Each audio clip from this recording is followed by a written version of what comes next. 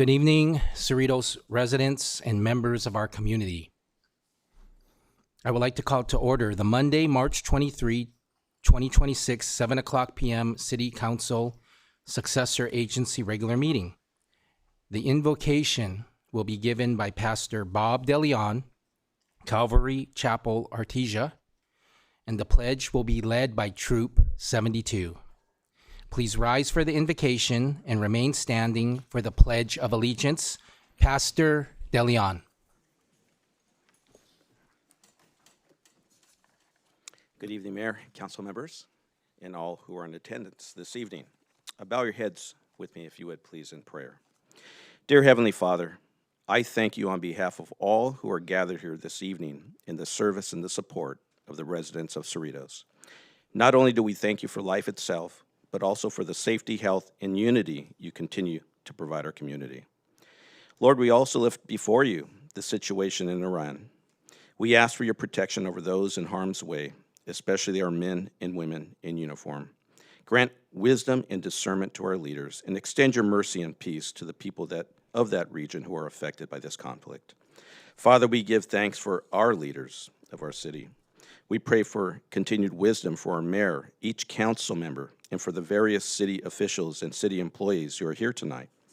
I thank you for moving in their hearts to take on the roles they currently hold to serve the residents of Cerritos.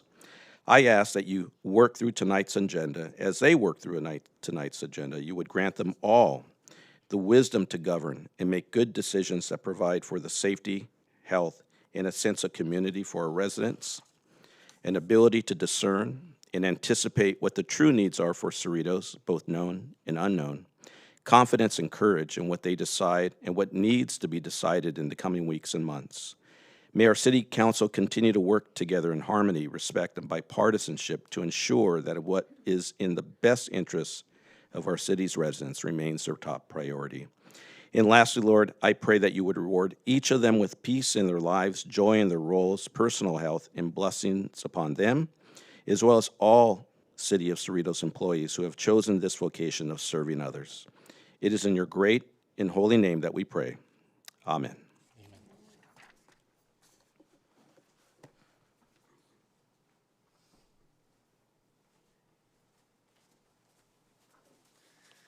Good evening, everyone. So we will begin the flag ceremony. So those in uniform, right hand salutes, and those not in uniform, right hand over your heart. Ready, begin. I pledge allegiance to the flag of the United States of America and to the republic for which it stands, one nation, under God, indivisible, and for liberty and justice for all. 2. Audience may be seated. Thank you, Troop 72. Could you tell us your names and your school and your grade? So hi, I'm Ira Chang, and I'm in 7th grade, and I go to Whitney High. I'm Alexander Gregory. I'm in 7th grade, and I'm in Carmenita Middle School. Okay, thank you for the Pledge of Allegiance, Troop 72. Can you please put the screen down? Troop 72 and Pastor Bob DeLeon, could we please take a photo with you over there? Council colleagues?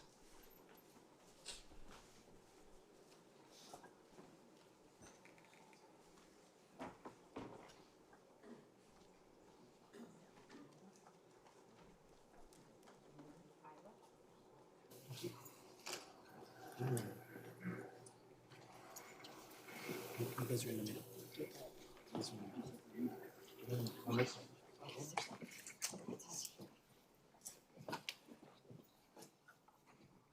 right, you guys see a flash? 1, 2, 3. 1, 2, 3. 1, 2, 3. One more. 1, 2, 3. Please stay there.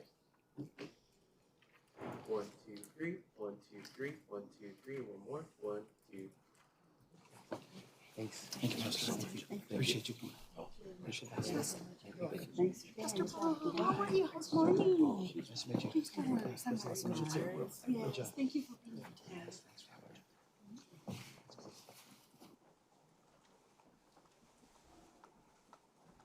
Madam City Clerk, will you please conduct a roll call? Council and Agency Member Hong. Here. Council and Agency Member Polito. Present. Council and Agency Member Say. Present. Mayor Pro Tem and Vice Chair Johnson. Present. Mayor and Chair Yokoyama. Here.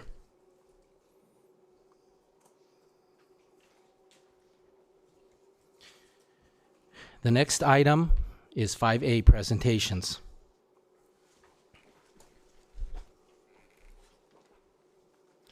Business Spotlight. Chick-fil-A.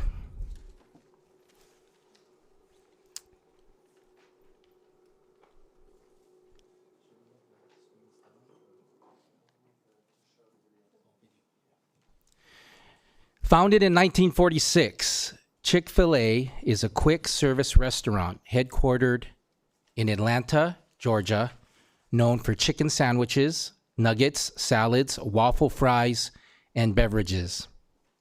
With over 3,000 locations, including Cerritos, Chick-fil-A is well known for its customer service and has become a very popular quick service restaurant destination.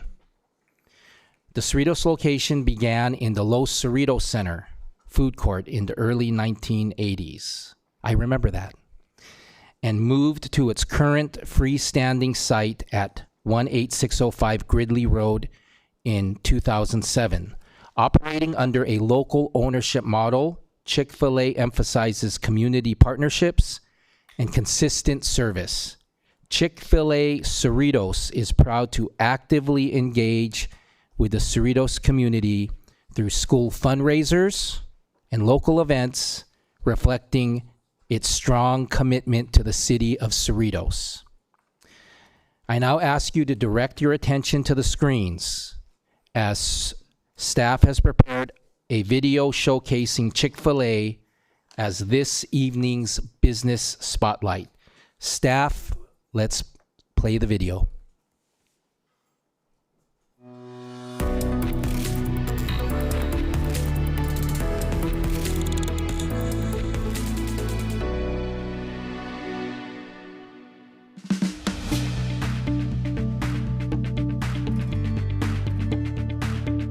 Chick-fil-A is a quick service restaurant, individually owned and operated by operators like myself. And we're known for our original Chick-fil-A sandwiches, our waffle fries, and our genuine hospitality. So back in 1946, our founder, Truett Cathy, he founded a restaurant. It was a small diner at that time called the Dwarf Grill. Then in 1967, he opened up the first Chick-fil-A in the Greenbrier Mall in Atlanta. One thing that's unique about this specific Chick-fil-A in the city of Cerritos is that we were the first mall location in SoCal. When Chick-fil-A began, we were all in malls, and that was the only concept we had. So we started out in the 80s in the mall, and we worked our way out to the freestanding, I believe in 2007. We established something out here in the West. Bringing it here and Cerritos being our first choice is really cool. We're also in the midst of a remodel, and so the city has been fantastic in helping us out. Getting all the permits that we need and all the things that we want approved, they've just been a really good partner to do business with. A couple things that makes Chick-fil-A unique. I think that it's individually owned and operated. I think oftentimes we may think that the corporation owns it, but no, these are actually people that live in the cities that they're operating in, and I think that's huge when it goes to community partnerships and just the way that the business is run, because they're tailoring it to the city and the community that they live in. And then secondly, it's just our genuine hospitality. Our customer service goes above and beyond, and we want to make sure that every guest is taken care of.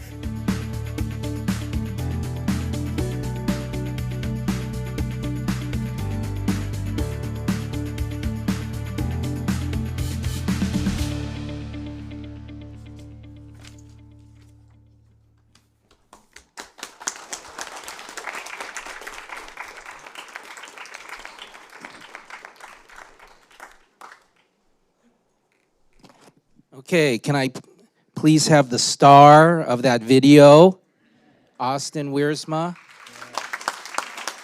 Please come up.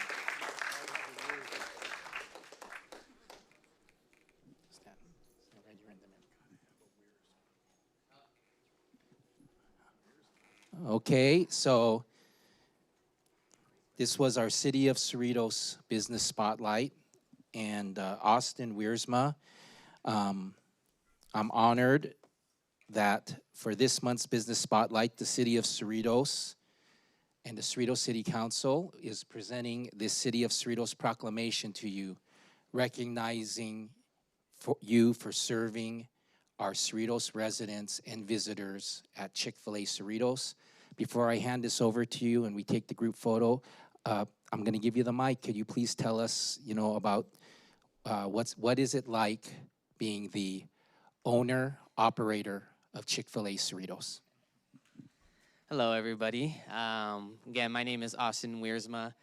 I just wanted to say thank you to this beautiful city of Cerritos, as well as Mayor Yokoyama and his team. I can't tell you how much support they've given me. Literally, my first week, they showed up to the restaurant, and I got to meet all of you guys, and it just made me feel back at home again.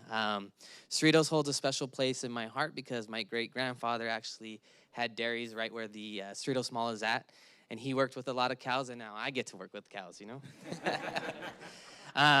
So it's been really a blessing to come back to the city of Cerritos and be the owner-operator here, and I plan on being here for another 40, 50 years as long as you guys continue to allow me to be here. So thank you, and I appreciate it. Okay, thank you, Austin Wiersma, and Chick-fil-A Cerritos. Who's here with you? I have my girlfriend, Selena, my dad, Joseph, and my mom, Nidia.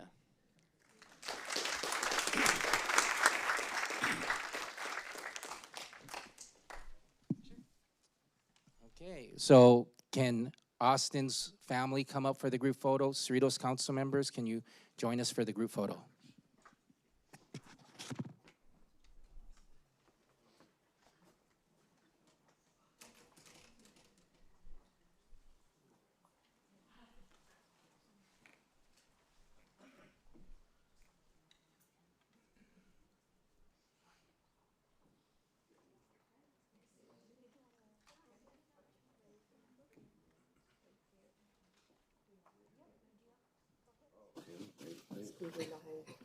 There you go.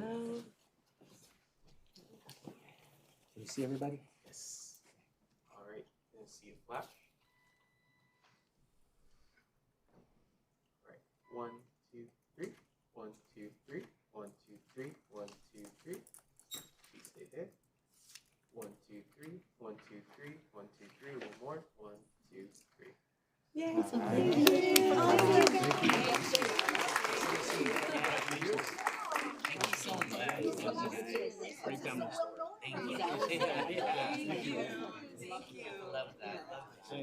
Thank you, Austin. Thank you, Austin. No, I didn't know. Thanks for sharing that. I know the last name. Yeah, exactly. Wow. Thank you so much. Okay, thank you.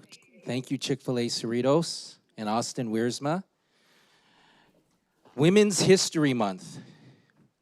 The Cerritos City Council recognizes the month of March as Women's History Month to acknowledge the achievements of American women through the history of the United States. The National Women's History Alliance presented this year's theme as Leading the Change, Women Shaping a Sustainable Future, in dedication to the women in leadership who are creating a future rooted in equity, justice, and opportunity for all.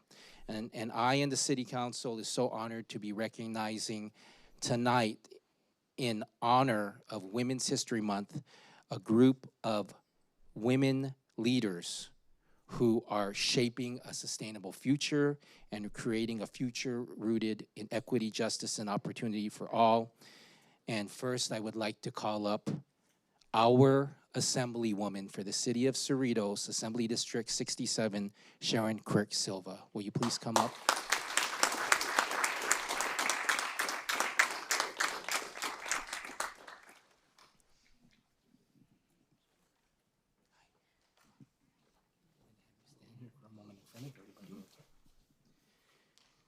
The Cerritos City Council recognizes Assemblywoman Sharon Quirk Silva for her efforts and accomplishments throughout the community in honor of Women's History Month. She serves as California's 67th Assembly District Representative, which includes the communities of our of Anaheim, Artesia, Cypress, Buena Park, Fullerton, Hawaiian Gardens, La Palma, and last and the best, Cerritos.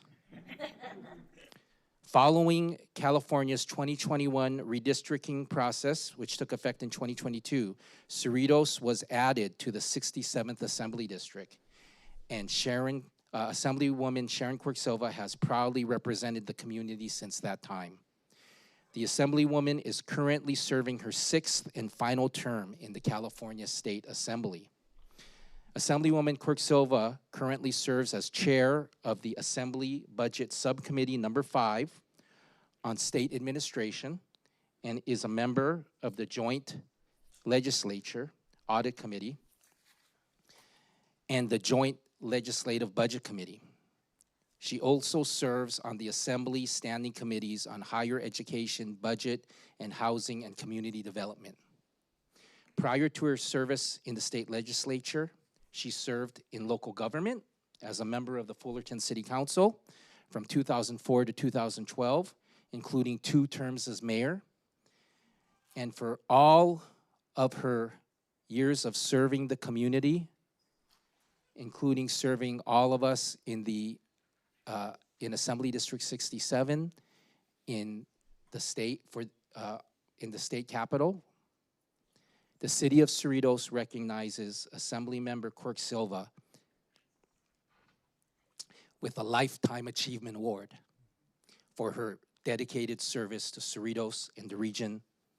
I am honored, Assemblywoman Sharon Quirk-Silva, to give you the City of Cerritos proclamation for a Lifetime Achievement Award in honor of Women's History Month. Congratulations.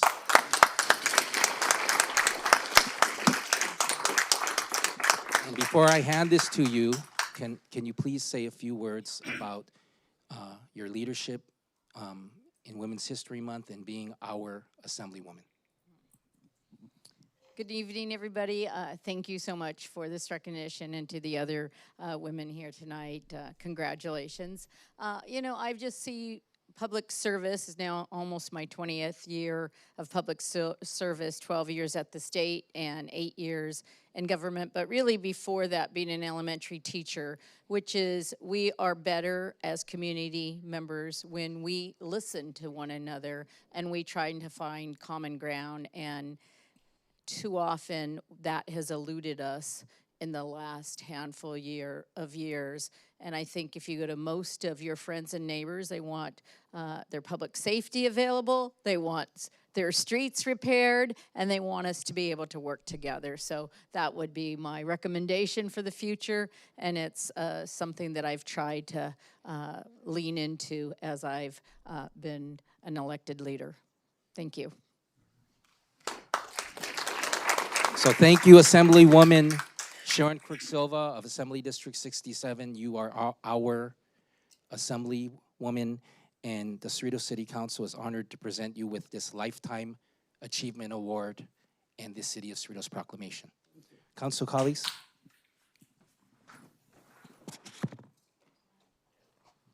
You guys got a great little stage area here. I don't want to make you walk too far. Anybody want to come down here? Come on.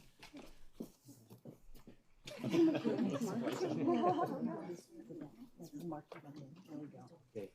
We're all one happy family. See? Like you told us. All right. Gonna be a flash. 1, 2, 3.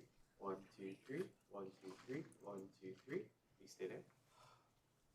1, 2, 3. 1, 2, 3. 1, 2, 3. And one more. 1, 2, 3. Thank you. Thank you. Thank you. Thank you so much. Nice to see you again. Thank you. Nice to see you. Thank you. Nice to see you. Yeah, nice to see you. Thank you, Assemblywoman Sharon Quirk-Silva. Will Amy Stewart please come up?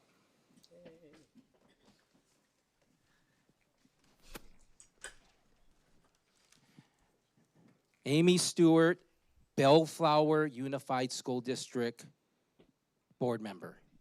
The Cerritos City Council recognizes Amy Stewart as a lifelong educator, accomplished athlete, and dedicated public servant committed to empowering youth and strengthening her community.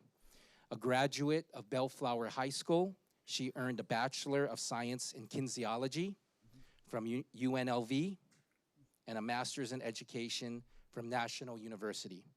She taught for 26 years in the Paramount Unified School District and now serves as an elected board member for the Bellflower Unified School District, one of our City of Cerritos school districts, where she has held roles as the clerk, the vice president, and president.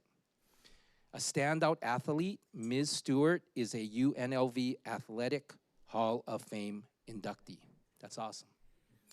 NFCA All-American and Women's College World Series All-Tournament Team honoree.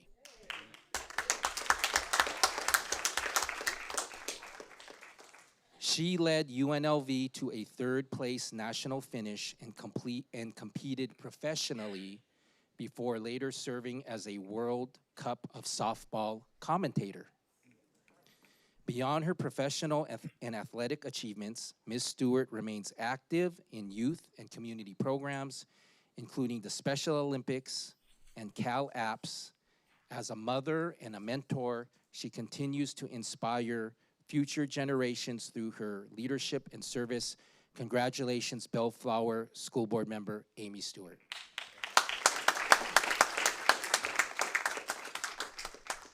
And would you like to please say a few words about your leadership during Women's History Month?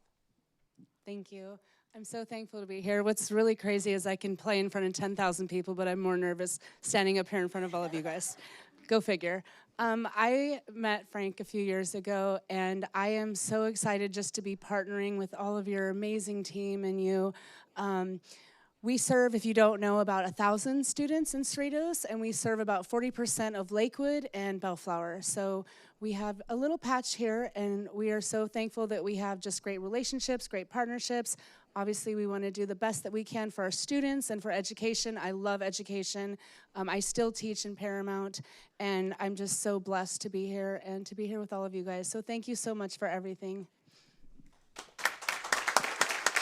Thank you, Amy. So on behalf of the Cerritos City Council and the City of Cerritos, we are honored to present this proclamation to you during Women's History Month, recognizing your leadership in our community. Thank you.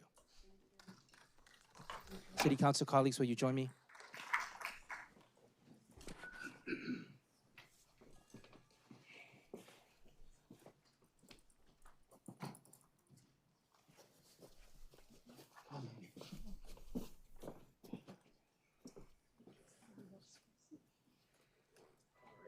See a flash. 1, 2, 3. 1, 2, 3. 1, 2, 3. 1, 2, 3. Please stay there. 1, 2, 3. 1, 2, 3. 1, 2, 3. One more. 1, 2, 3. Thank you so much. Thank you so much. Congratulations to you. Thank you so much.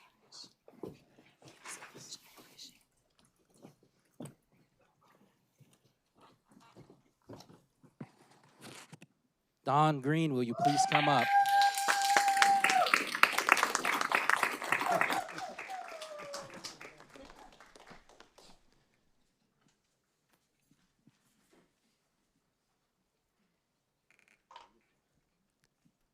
Don Green.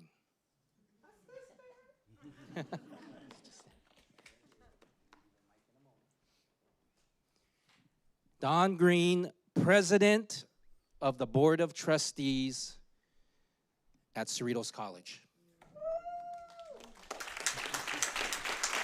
The Cerritos City Council recognizes Dr. Don Green in honor of Women's History Month as a dedicated leader committed to educational equity.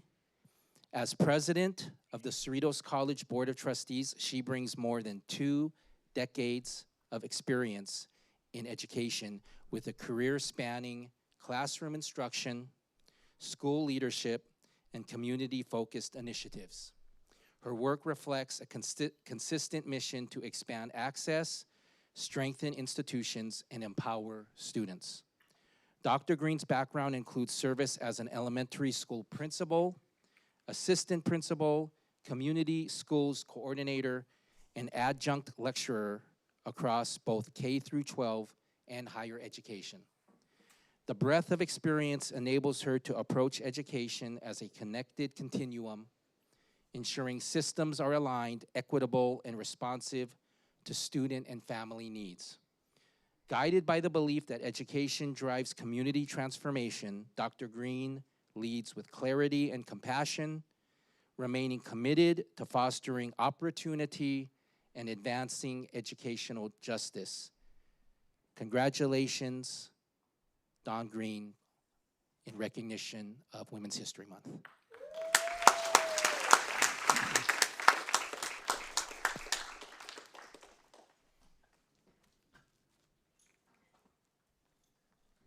So, thank you for your leadership as the president of the Cerritos College Board. Could you please share with us about your leadership?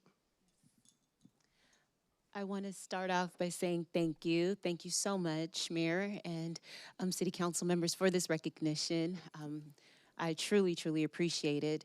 But the work that I do in education is really, truly from the heart. I call it, it's heart work, while at sometimes it's also hard work, right? But it is truly a blessing for me to serve in this capacity. I always wanted to go into the field of education. My mom can attest. I was young and I had a teacher grade book. I had play students, and so now I'm doing the real deal. But I'm very fortunate to be able to share my gifts and share my talents, but most importantly, impact the lives of others through education. And I stand firmly on the principles of equity, access, and justice, and making sure our communities are using education as that pathway for opportunities. And so, again, I just thank you very much, and I hope that you guys are seeing the lovely transformation Cerritos College is undergoing right now. So when you are driving down, you can just see, you know, all the great things that are happening at Cerritos College. Thank you. Thank you, Dr. Don Green. The city of Cerritos is blessed to have Cerritos College serving our community and our residents and families and students. Cerritos colleagues, Cerritos City Council colleagues, can we please take a group photo?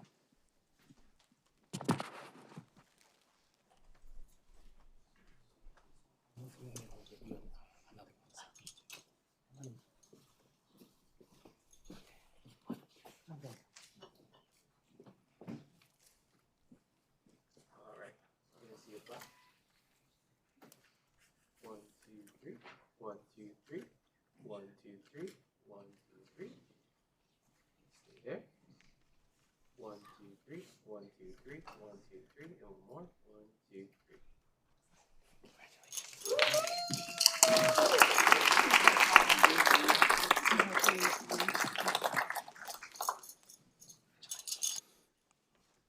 Dr. Maria Elena Jimenez, Meg, will you please come down?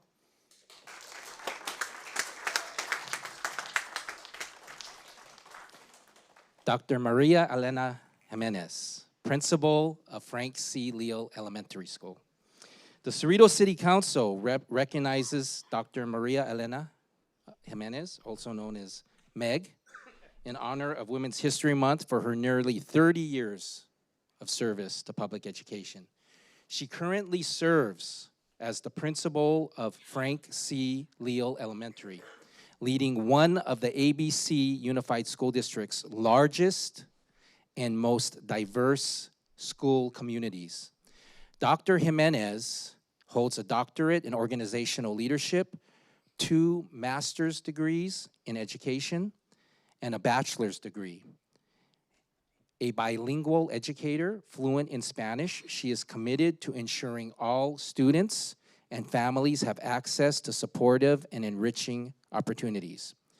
Throughout her career, Dr. Jimenez has led initiatives that expand access, strengthen family engagement, and build community partnerships.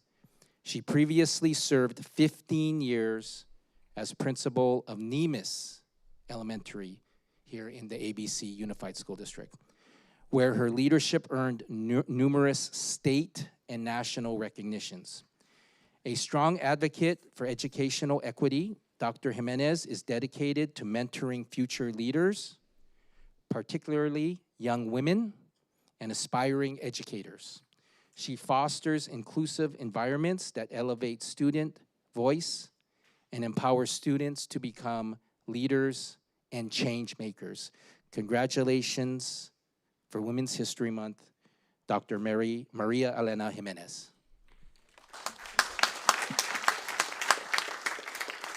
And here's your proclamation. Would you please share some words about your leadership during Women's History Month? Absolutely. Well, first of all, thank you so much. I'm deeply honored and humbled to be here tonight. And really, it's so great to be a leader here in ABC. This marks my 18th year here. But one of the driving forces behind my leadership is empowering students and ensuring that they have a creative and innovative learning environment. But behind all of that are amazing people that I work alongside, and also our community, bringing our parents and families together, because success is only part of the formula. We need to make sure that we all work together for the betterment of our students and making sure that we have a safe and loving environment. And that goes to the testament of everyone who works together. So thank you. Thank you, Dr. Meg Jimenez.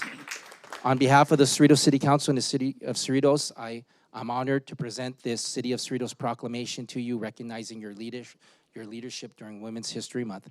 Council colleagues, will you join us in a group photo?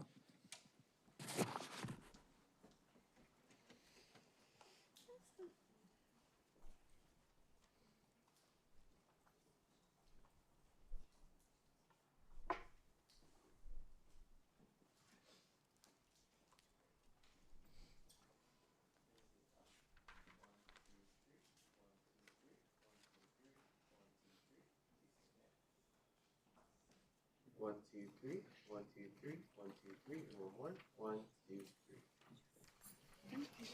Good to see you. Good to see you. Good to see you. Tatiana Yokoyama Bui, will you please come up?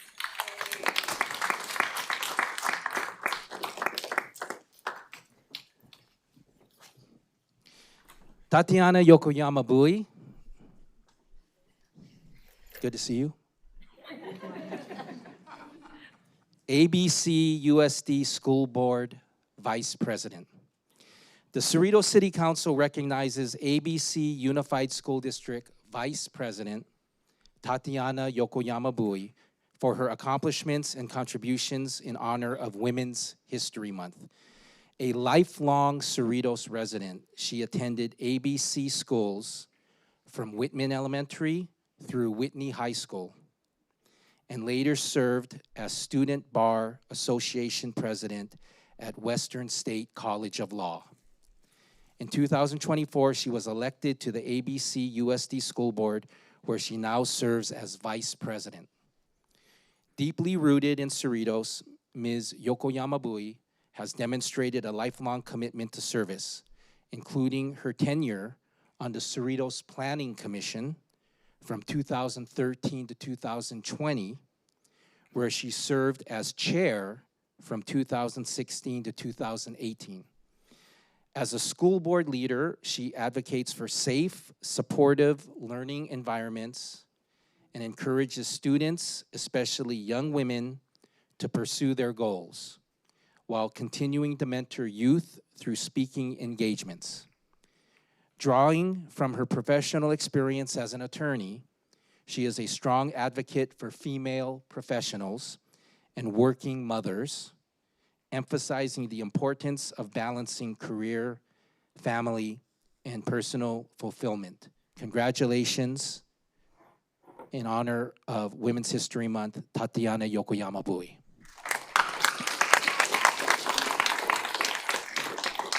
Will you please say some words about your leadership in honor of Women's History Month?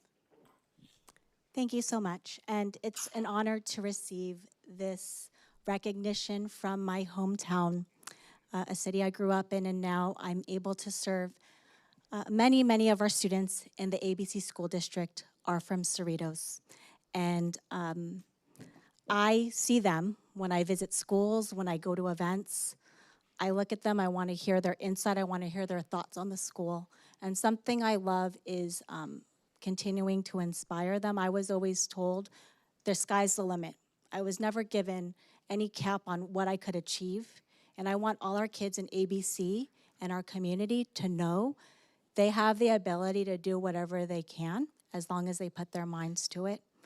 I love to connect with them. And again, my kids are here with me. They're a huge source of the inspiration I have when I visit all the students, and I want them to feel like they're very, very special in the eyes of our ABC community. So thank you so much for allowing me to be here.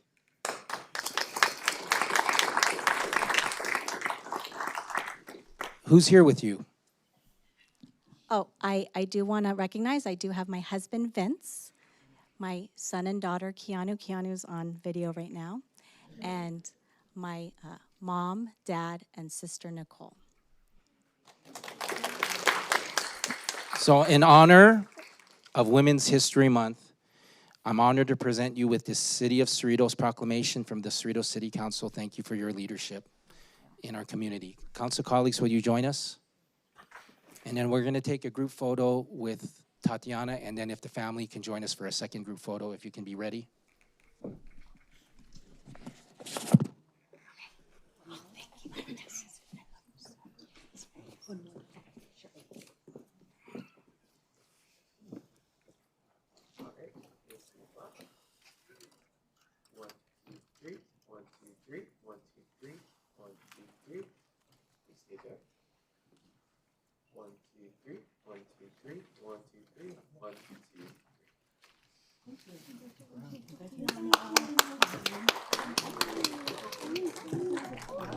Them to be ready. Go down here. You want to go down here? Okay. Oh, your mom. Mom, Dad, come down here next to me.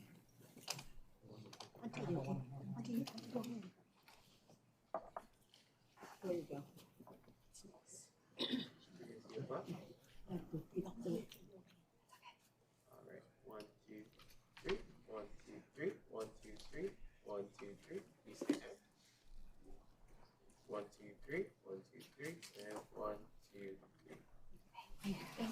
Thank you. Do you want us to come out and just show guys? Thank you. Thank you. No, it's okay. It's okay.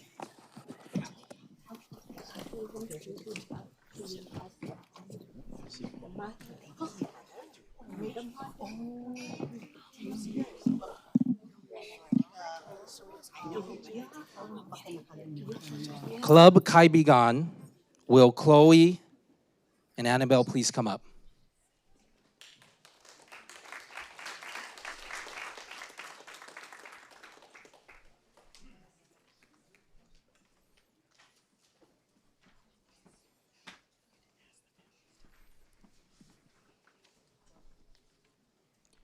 Club Kaibigan, Filipino Cultural Nights co-directors, Chloe Emmanuel Luna Mendez and Annabelle Rose Gondra Tiangson.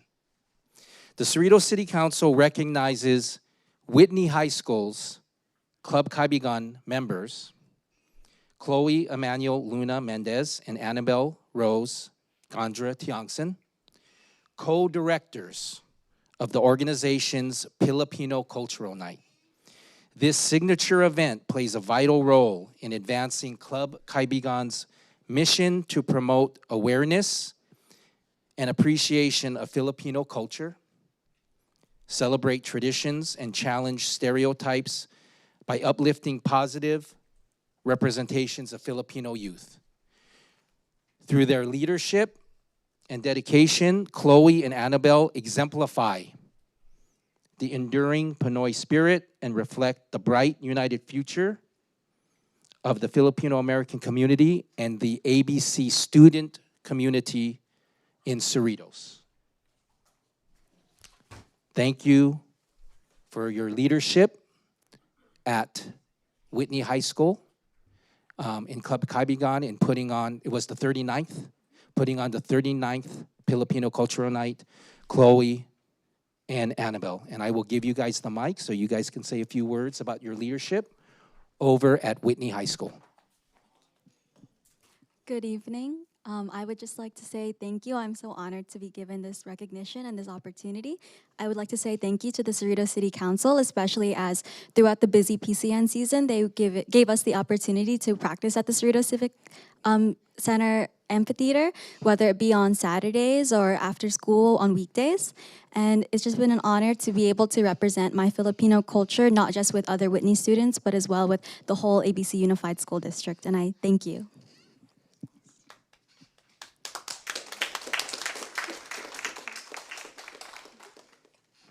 Good evening. Again, thank you for this opportunity to be here, and thank you for this opportunity to be co-directors at Whitney High School, to be able to have this opportunity to showcase Filipino culture and be part of leading a large group of students across the district, middle school and high school, in appreciation for our Filipino culture and heritage through dance, skit, and more. And I also appreciate this opportunity to be a young lady leading this large group of students, and to be a model and example for other young girls, young ladies who aspire to lead their communities as well. Thank you.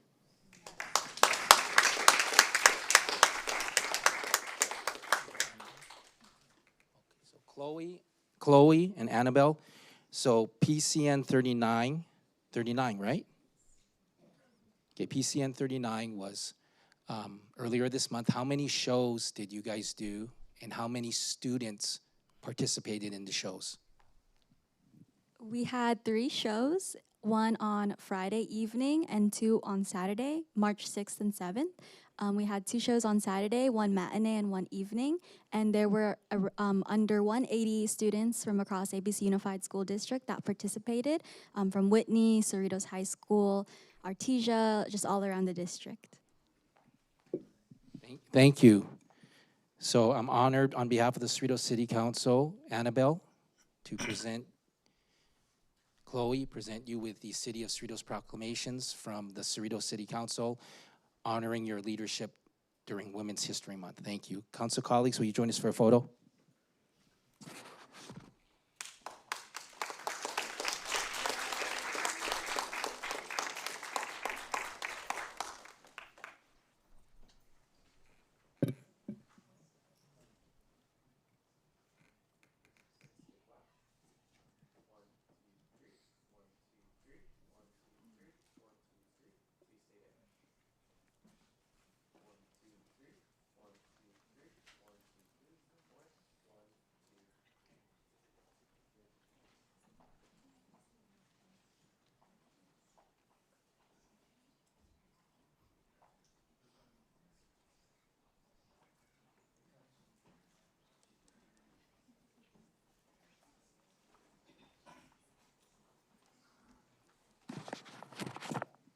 Okay, so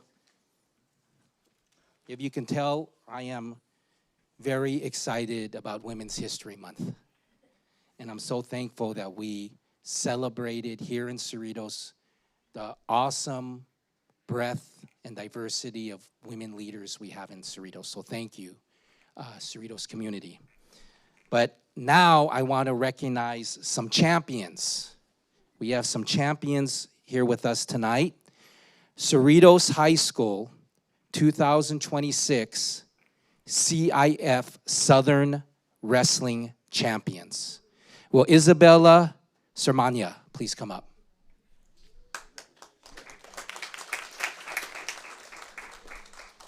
She didn't make it? Okay. Will Kiera Jackson please come up?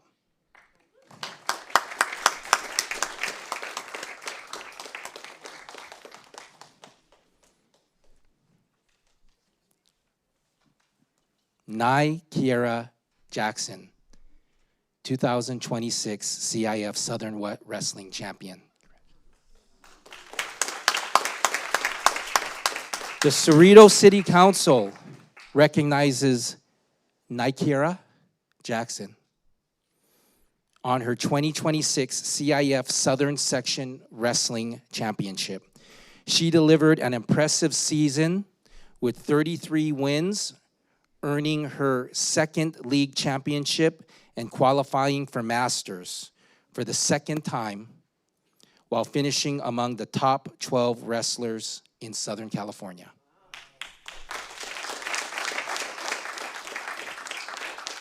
She placed at every tournament she competed in, highlighted by a championship at the ABC District, and culminating in a dominant CIF championship run, where she won every match by major decision or pin.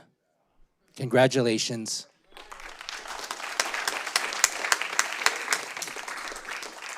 Kiera Jackson, champion.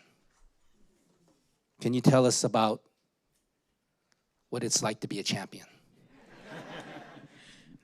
It's a little nerve-wracking at times, but I enjoy what I do. I fell in love with wrestling my sophomore year, and ever since then, I've kind of just been there in the wrestling room, bugging my coaches every day.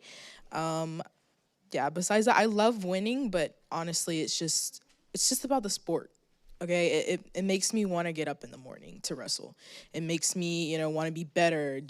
I'm determined when I wrestle. So yeah, that's just basically it. It gives me happiness, joy. Yeah.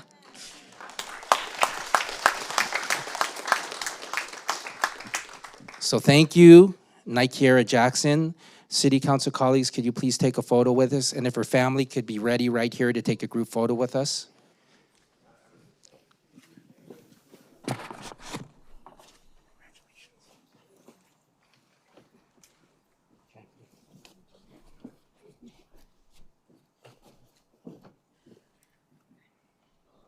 You're going to see a flash. 1, 2, 3. 1, 2, 3. 1, 2, 3. 1, 2, 3. You stay there. 1, 2, 3. 1, 2, 3. 1, 2, 3. Okay, family. Coach? Coach, we're family. Coach, we're family. Yeah, we're together enough. Okay. Okay. All right. You see a flash. 1, 2, 3. 1, 2, 3. 1, 2, 3. You stay there.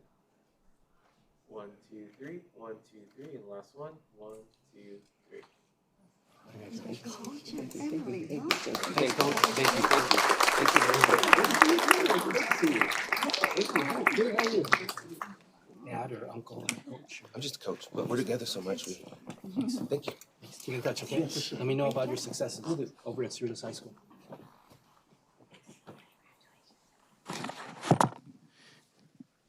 Julian Espinoza, will you please come up?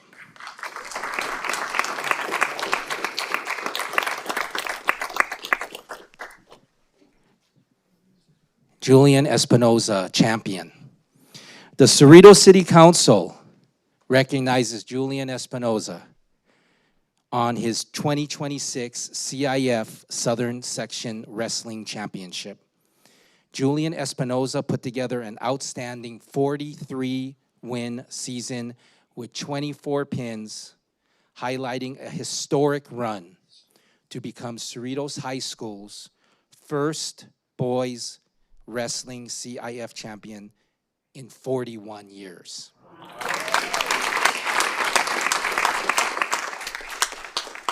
He also earned runner-up honors as a Masters finalist and qualified for the state tournament while securing his second career CIF placing. A 3-time league champion and 3-time district champion, Julian demonstrated remarkable consistency with 10 tournament placings this season and reached the prestigious 100-win milestone for his career. Congratulations, champion Julian Espinoza. Can you please tell us about being a champion? Um, Thank you for this award and being a champion. I couldn't do without my teammates, my friends, my family, and my coaches. They're always pushing me to do my best, and my friends, they support me. And when we're wrestling, we work really hard together, and they push me to be my best. So I couldn't do it without all the people that support me.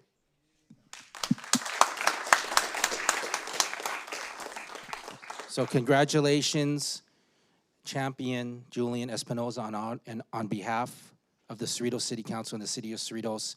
I'm honored to present you with this proclamation, recognizing your CIF Southern Wrestling Championship in 2026.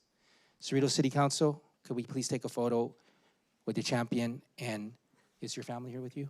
If they want to get ready to take a group photo with us right after our photo with Julian. Let's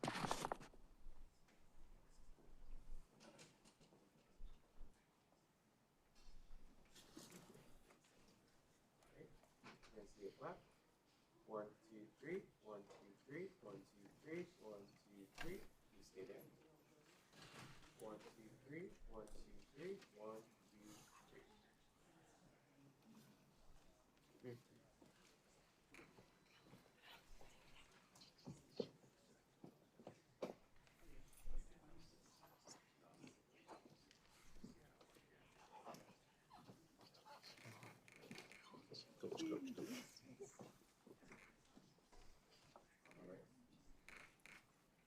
Let's see a flash. 1, 2, 3. 1, 2, 3. 1, 2, 3. 1, 2, 3. Please stay there. 1, 2, 3. 1, 2, 3. 1, 2, 3. And last one. 1, 2, 3. So many changes.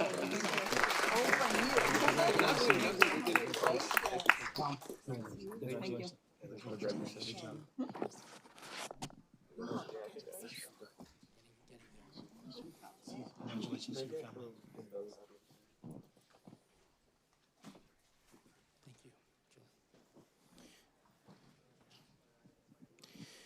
Cerritos Senior Center, Employee of the Quarter.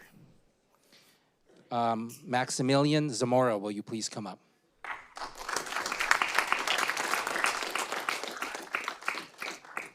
Cerritos Senior Center, Employee of the Quarter, Maximilian Zamora. The Cerritos City Council recognizes Maximilian Max Zamora as Employee of the Quarter at the Cerritos Senior Center.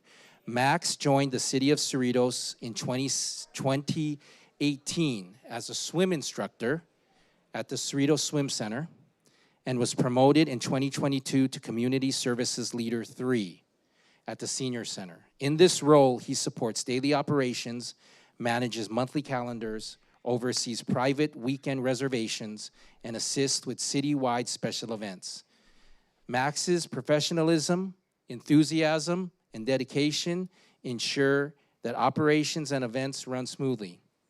By taking ownership of his responsibilities and providing excellent service, he fosters an environment where both coworkers and the community feel valued. In addition to his work at the Senior Center, Max is also pursuing a degree in business administration, reflecting his commitment to growth and excellence.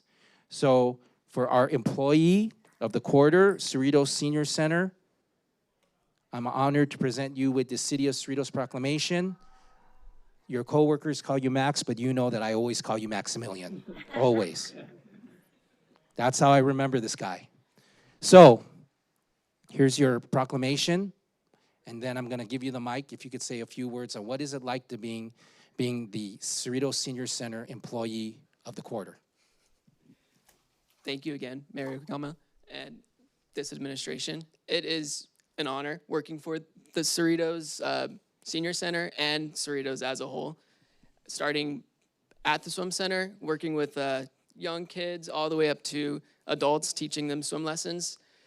Taught me a lot of leadership, and from that point forward, going to the senior center, working on the whole other side of that age range. It's taught me a lot of perspective and people skills. I love the senior center. And I love working with everybody that is there. I just want to say thank you to my supervisors and coordinators and my family that is here as well. My grandparents attend the senior center all the time for HSA meals and our special activities. And thank you again for this recognition.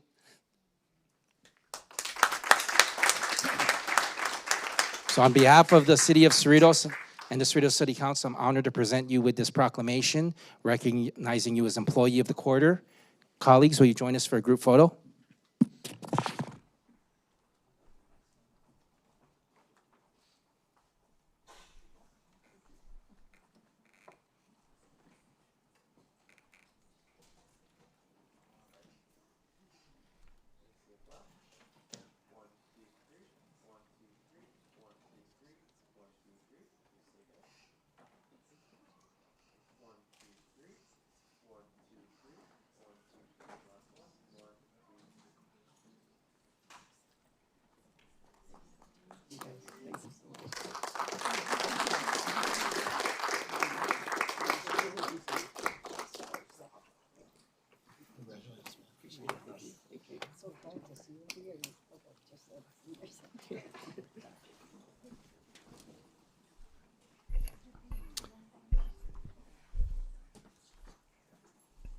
The next item is 5B. City Manager, do we have a report on this item?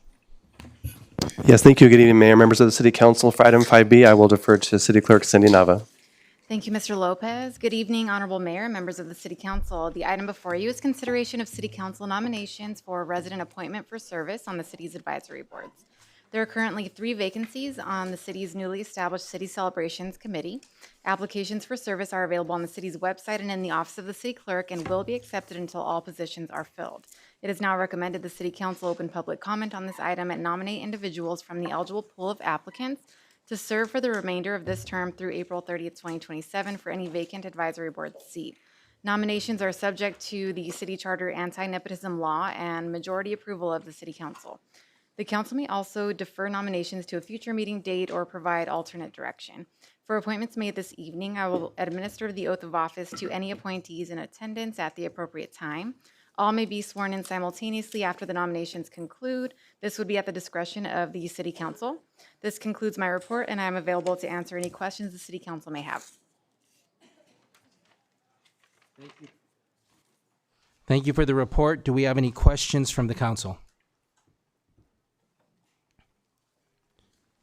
I will now open for public comments on this item.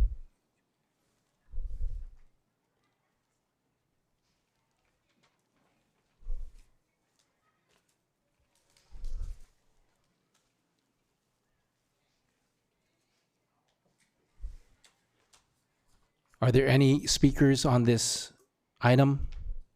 Seeing none, I will close the public comment period. Does the City Council have any nominations for appointment this evening? Yes. Okay, Councilmember Hong, please. Thank you, Mayor. Okay, tonight I am honored to appoint the City Celebrations Committee member. I would like to appoint Mrs. Joan Pileman as my committee member, and Mrs. Joan Pileman is a retired educational administrator for the Los Angeles Unified School District, 30 years special education, AA from Santa Barbara City College, BA from USULB, MA from AIU, California Teaching Credential Life. And she's also a second-generation Californian. And she's also a very active member of several organizations as follows. There are so many organizations she's been joining, and she's very, very active. She's arts ambassador for CCPA, Women's Club, Cerritos Artesia, Friends of the Cerritos Library, La Palma Cerritos AAUW Local Scholarship Chair for Cerritos College Woman, ABC USD Adult and Finance Audit and Finance Committee Member, Vice Chair Los Angeles County Civil Grand Jury. Look, with all that, I'm so proud to have her serving for our community.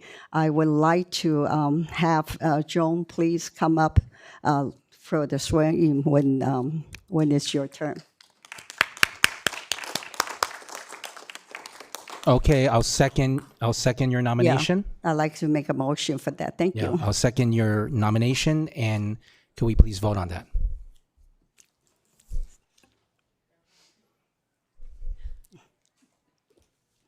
The motion passes on a vote of 5 to 0. Congratulations, Joan.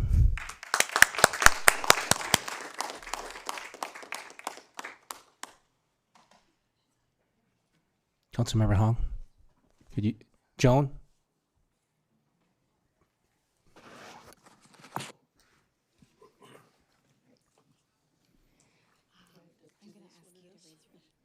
If you would please raise your right hand and say aye and state your name. I, Joan Plowman, Do solemnly swear or affirm that I will support and defend the Constitution of the United States and the Constitution of the State of California against all enemies, foreign and domestic, that I will bear true faith and allegiance to the Constitution of the United States and the Constitution of the State of California, that I take this obligation freely without any mental reservation or purpose of evasion, and that I will well and faithfully discharge the duties upon which I am about to enter in. I do. Can I see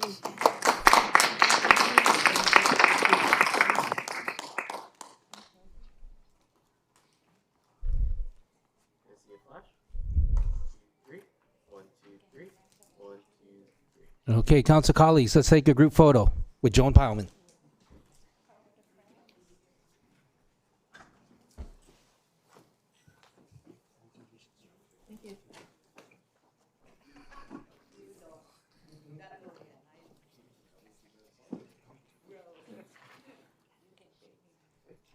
Can I see a flash?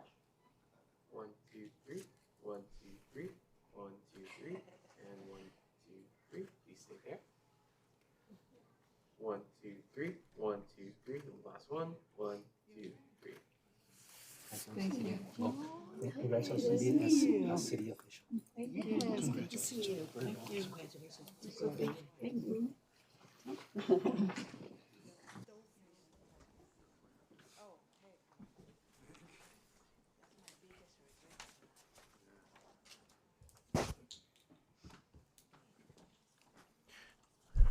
Okay, again, congratulations to Joan Plowman on her appointment. And is there any other,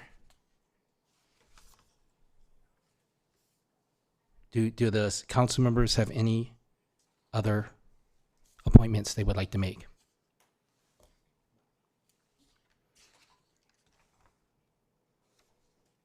Okay, I have a nomination. I have a vacancy on the City Celebrations Committee, right, City Clerk?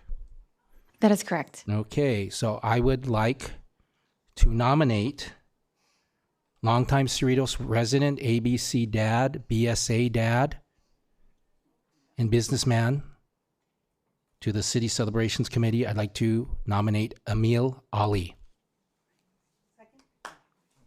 Second. Thank you, Mayor Pro Tem. Could we please vote?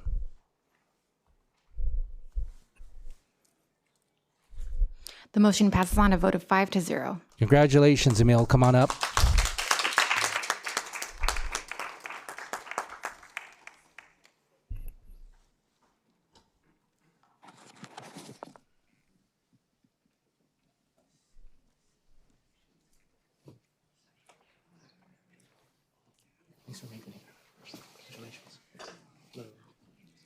If you could please raise your right hand and say aye and state your name. I, Emil Ali, do solemnly swear or affirm that I will support and defend the Constitution of the United States and the Constitution of the State of California against all enemies, foreign and domestic, that I will bear true faith and allegiance to the Constitution of the United States and the Constitution of the State of California, that I take this obligation freely without any mental reservation or purpose of evasion, and that I will well and faithfully discharge the duties upon which I am about to enter. I so swear. Thank you. Can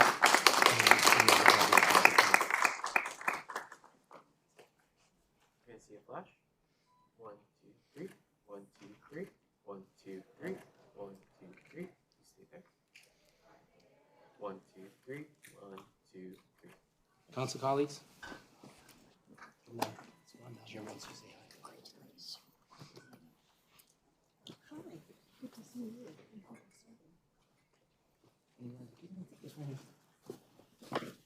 Congratulations.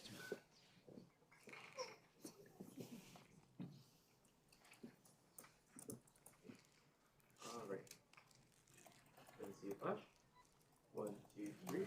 1, 2, 3. 1, 2, 3. 1, 2, 3. You stay there. 1, 2, 3. 1, 2, 3. And last one. 1, 2, 3. Thank you. Thanks, Glenn. Congratulations. Congratulations again.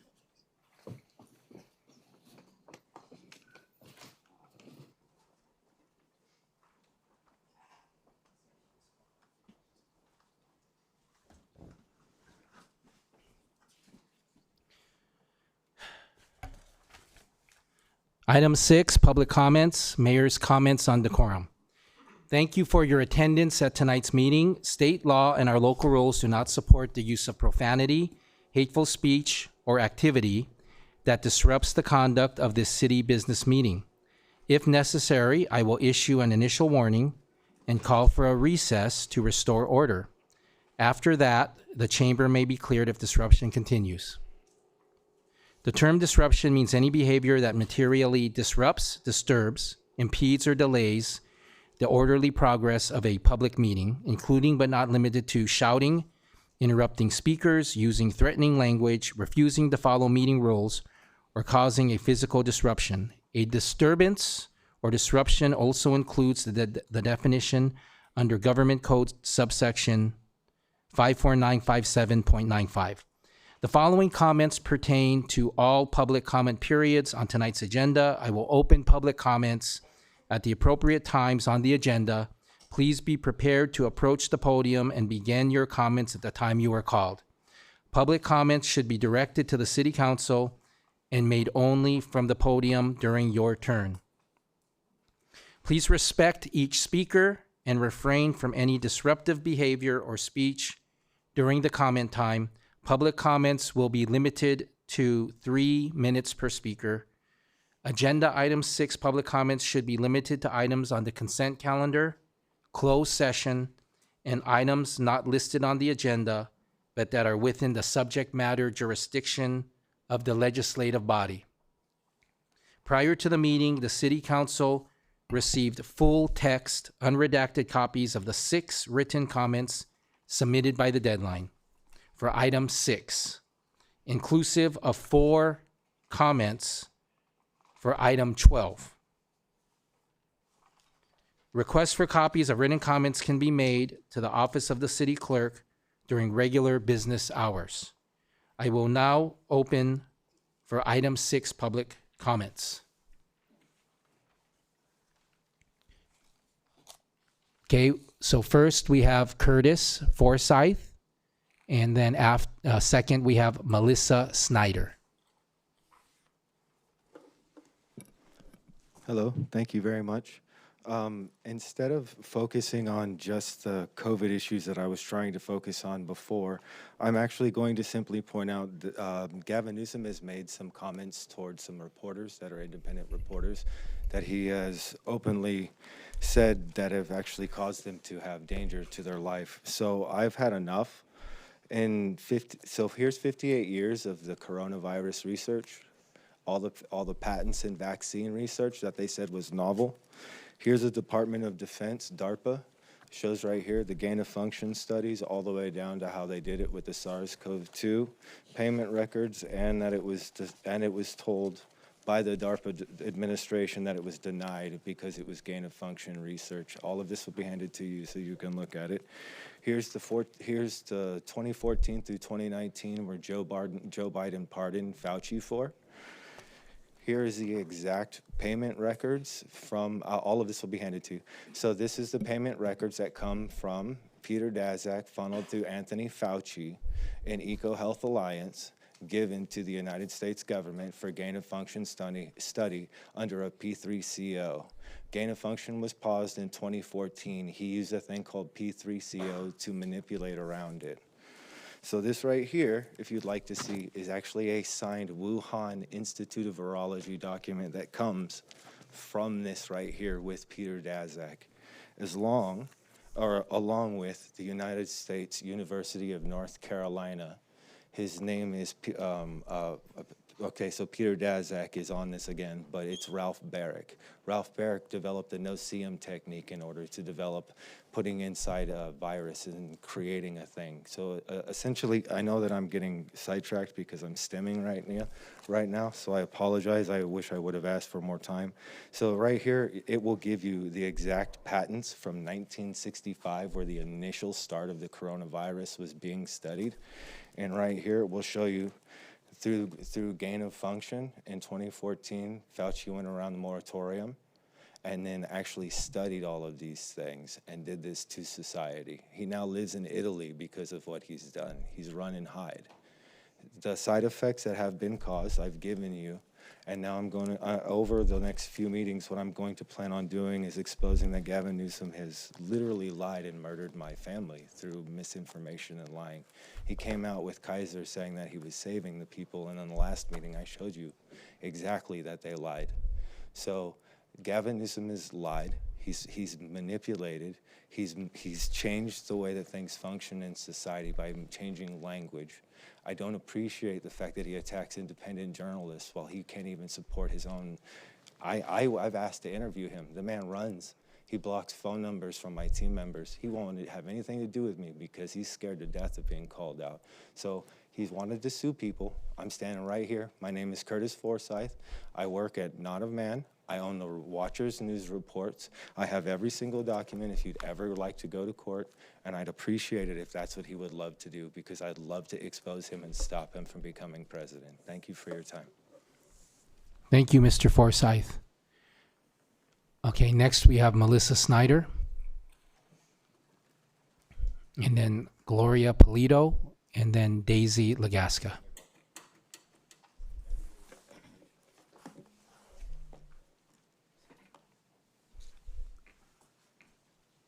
Good evening.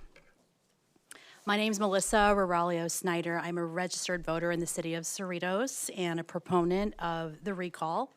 For the record, I'm serving Councilmember Frank Yokoyama with a notice of intention to circulate a recall petition pursuant to California Elections Code. This notice outlines the grounds for the recall. This notice is supported by 90 registered voter proponents with additional residents who expressed support but could not be included due to space limitations. Councilmember Yokoyama, you have the right to file a written answer within 7 days of service, which may be included in the petition. Can the clerk or the manager hand this over? Thank you. And separately, for the record, I'm now serving Councilmember Linda Johnson with a notice of intention to circulate a recall petition pursuant to California Elections Code. This notice outlines the grounds for the recall. This notice is supported by 90 registered voter proponents with additional residents who expressed support but could not be included due to space limitations. Councilmember Johnson, you have the right to file a written answer within 7 days of service, which may be included in this petition. Thank you so much. Let the record reflect that the service has been completed. Thanks. Okay, Gloria Polito.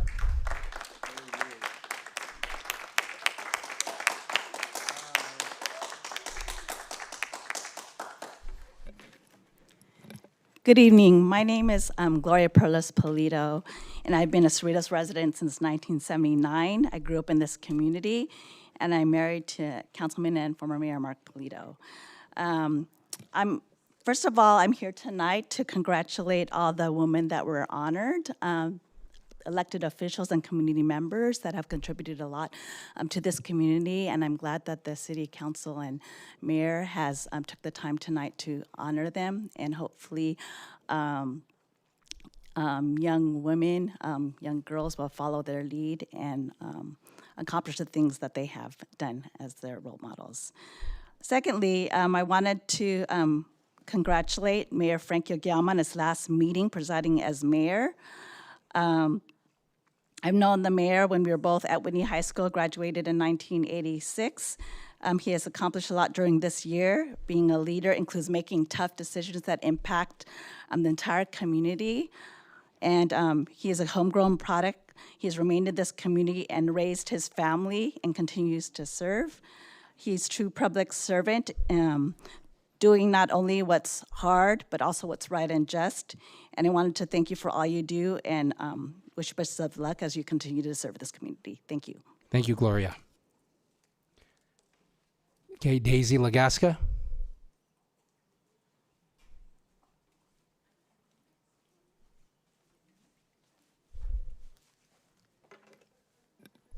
Good evening, everybody. My name is Daisy Lagasca, a resident of Cerritos. First of all, this is not just me. This is a group of Filipinos who are living in Cerritos. I'm just representing the group. We are making a comment about the Lantern Festival recently that is sponsored. One of the sponsors is the Filipino-American Chamber of Commerce of the Cerritos and Gateway cities. They are asking when is a Filipino have a Lantern Festival? That is a Chinese Vietnamese festival. So where are the Chinese representation in that event? Second is the Ube Festival. I am a very proud Filipino myself. I was born in the Philippines. I came here as a nurse. So why are there two Ube Festival, and how about the other culture? And then the third is, I noticed we have all these champions from the city. Have you heard about Jessica van der Linden? She is a graduate of Cerritos High School. She is a Hall of Famer in softball. And I am just wondering why the city never give a recognition for her. Since Mayor, you are a sportsman, I believe, and I'm just wondering, for the longest time, I never heard about any recognition for her. I'm not sure if you guys even aware. Anybody aware here in the City Hall about Miss Jessica van der Linden? Anybody? Anybody? She is a graduate of Cerritos High School. She went to Florida State University. She is a daughter of Mr. Case. She grew up here. She played here in the city. She was trained here, and I'm just wondering why nothing is given to her. Is it because she's not from Whitney? Is it not because she's not Filipino? I don't know. Thank you. Are there any other speakers?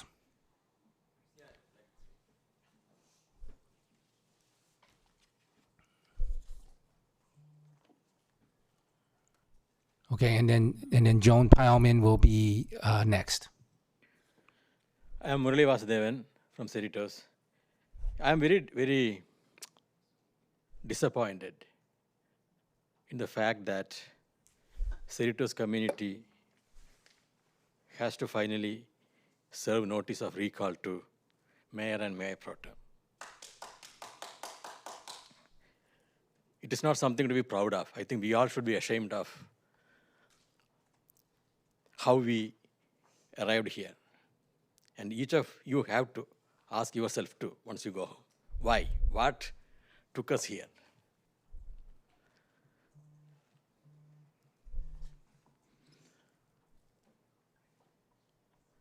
But that said, I'm glad that this shows that democracy still is alive in Cerritos.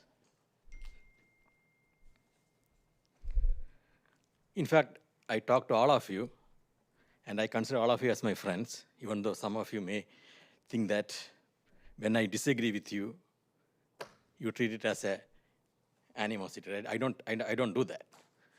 I have talked to each and every one of you multiple times over the past many, many years. So I have mixed feelings, right? I told you why I'm disappointed, why I am. This is not a pleasant experience to have. I think no city can be proud of the fact that it served recall notice to its mayor and mayor pro tem.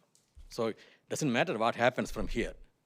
This itself is a black stain, black mark for city of Cerritos. And again, you have to ask, each and every one of you have a role to play in that. I'm not going to get into that. If you want, I can get into that. Why? I think it is the right thing to do. That said, again, as I said, I am glad that it happened because, as I said, it shows that democracy is still alive, in spite of the autocratic, dictator-like behavior from mayor and mayor pro tem over the past 1 year. I am very disappointed because, as mayor, right, I have seen you last 9 years very closely from 2017 when you got elected, how you started this whole revenge politics. I have been closely following each and every one of you since then. I have read each and every agenda report since then. And you know that. So what I'm saying is that those of you who are watching this, future candidates, future council members, future mayor pro tem, future mayors, take this as a warning and behave yourself. Good night, everyone.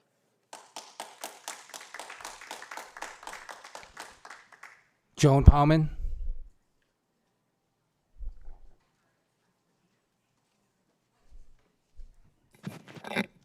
Yeah, Joan Plowman.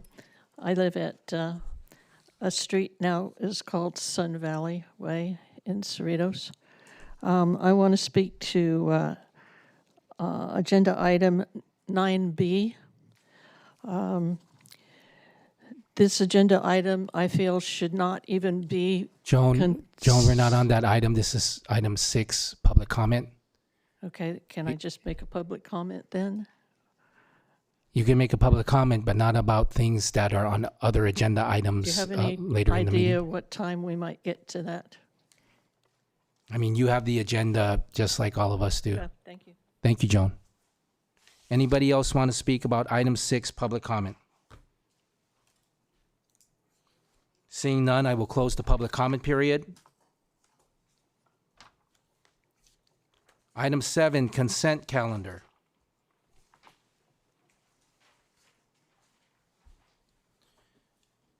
The next item is the consent calendar. Do we have a motion to approve?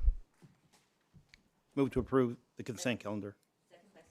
Okay, let's vote.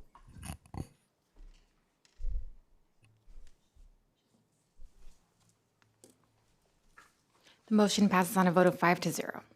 All right. The next item is 8A. City Manager, do we have a report on this item? Yes, thank you, Mayor, members of the City Council. Item 8A follows up on prior City Council direction for staff to develop an ordinance prohibiting the sale of nitrous oxide in the city for recreational purposes. The item does come to you now with the recommendation of the Planning Commission on a unanimous vote to recommend approval. An overview of this item this evening will be given by Director of Community Development, Sabrina Chan, and following her presentation, she and members of the team and I would be happy to answer any questions.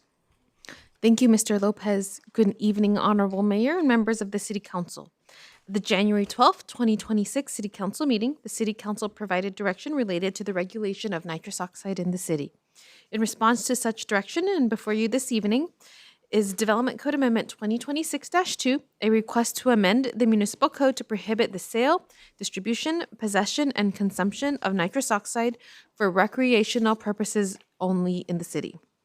As you may be aware, nitrous oxide is a colorless, non-flammable gas, commonly referred to as laughing gas. While it has several legitimate and lawful uses in select industries, the use of nitrous oxide for recreational inhalation has resulted in heightened concerns related to public safety, health, and environmental impacts. The municipal code currently does not contain specific regulations related to the retail sale or distribution of nitrous oxide products. The city does, however, maintain codified regulations for prohibiting the retail sale or distribution of other substances and products such as marijuana, medical marijuana, and electronic cigarettes. As there are no existing code regulations for nitrous oxide, it does limit the city's ability to address concerns related to nitrous oxide. DCA 2026-2 proposes to amend the municipal code to prohibit the sale, distribution, possession, and consumption of nitrous oxide for recreational purposes by adding a new section to Title 22 to effectively prohibit such activities.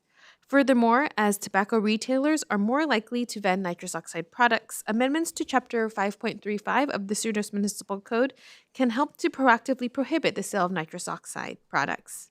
While the proposed code amendment prohibits the sale of nitrous oxide, it does allow for exceptions for legitimate uses in the following circumstances. When contained in a food product for use as a propellant, when sold, advertised, offered for sale, distributed, or otherwise provided in wholesale capacity, when sold for enhancing vehicle performance, when sold for medical or dental care, when sold or distributed by a state licensed pharmacist or a wholesaler licensed by the California State Board of Pharmacy, or other circumstances exempted under state law. On March 4th, 2026, the Planning Commission reviewed and considered DCA 2026-2 and voted 5-0, recommending approval by the City Council.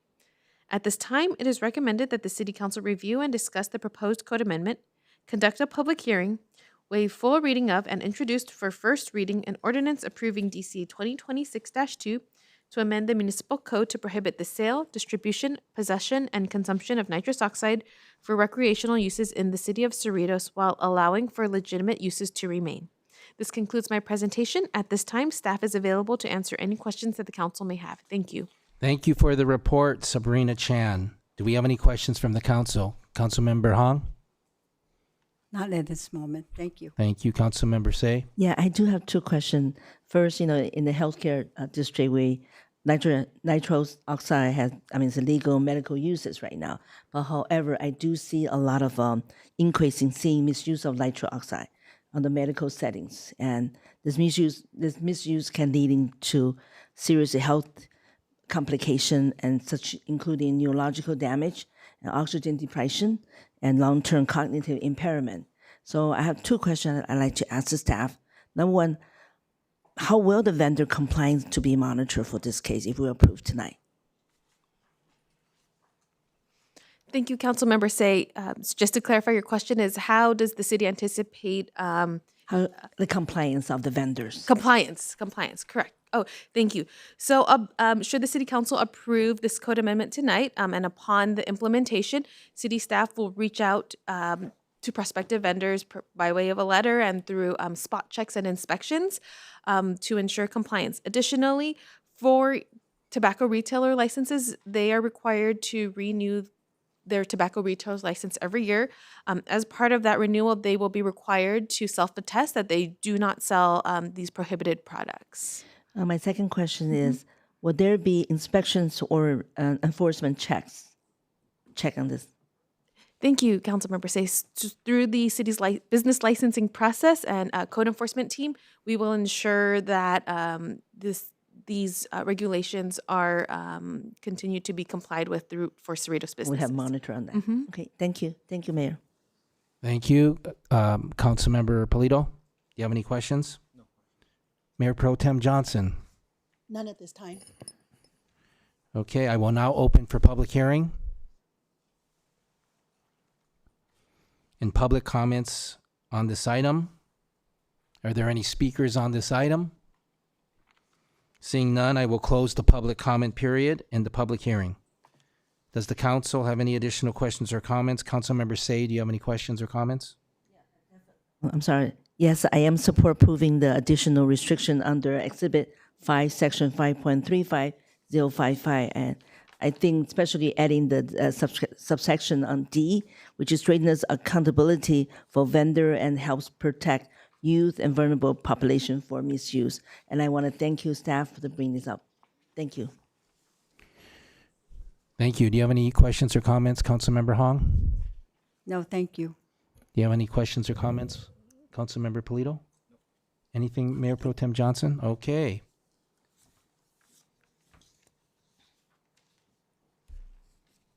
Do we have a motion?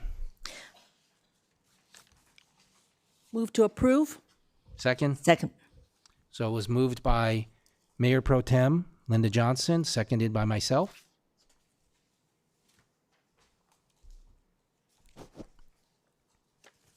All right.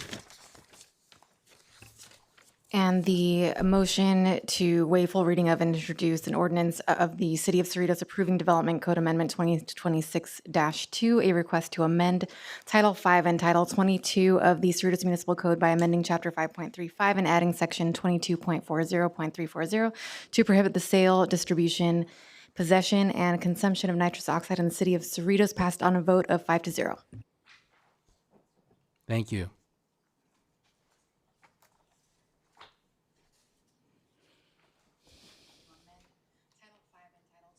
Okay, so item 9A, Caltrans Freeway Maintenance Agreement. City Manager, do we have a report on this item? Yes, thank you, Mayor, members of the City Council. This item comes at the request of Caltrans to consider a new freeway maintenance agreement for the city, between the city and Caltrans. We also have information regarding a potential community cleanup event opportunity. The overview of this item will be presented by Director of Public Works, Alvin Papa, and he and I would be happy to answer any questions. Thank you, City Manager Lopez.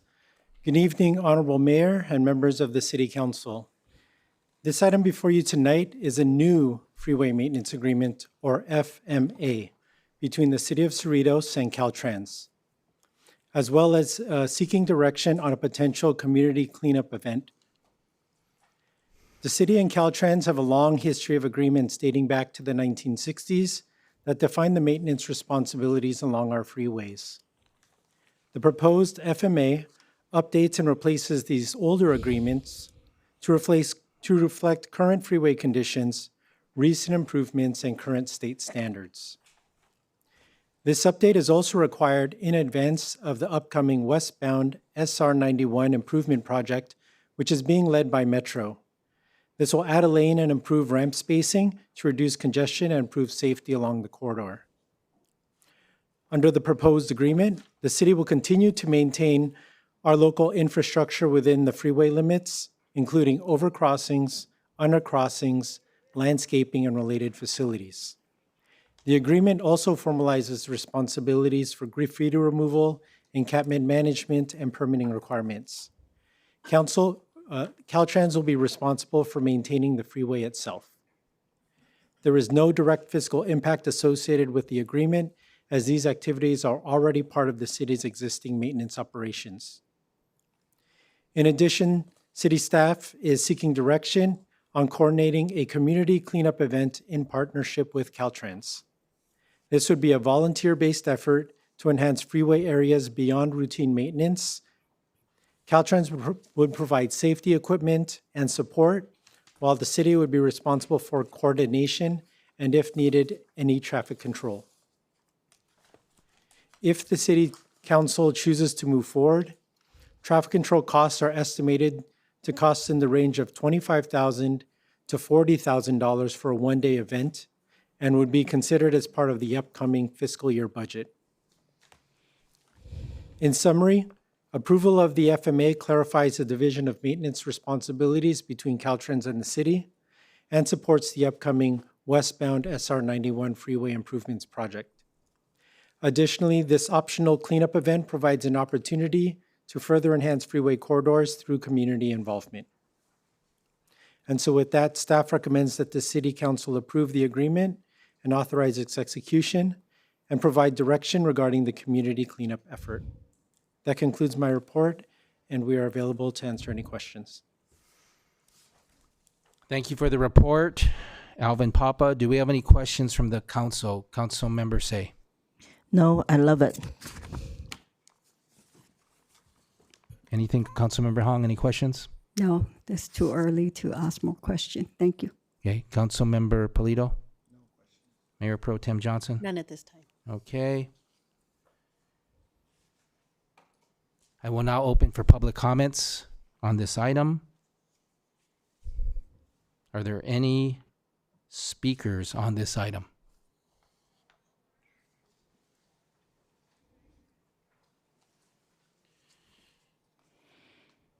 Seeing none, I will close the public comment period. Does the council have any additional questions or comments? Councilmember Say. Yeah, this regarding item 9A, the potential community cleanup event, I strongly support this effort. I spoke about this during my campaign, and I know our community truly cares about the appearance and pride of our city. Maintaining cleaning public space, reflecting the strong values of our residents, and make us closer involved with our residents. I have seen nearby cities, such as the Teacher City Council. I was once volunteer for that, cleaning out the freeway at Pioneer Exit 91. They're very active involved maintaining areas such as Pioneer Boulevard and 91 Freeway, and I believe we can do the same.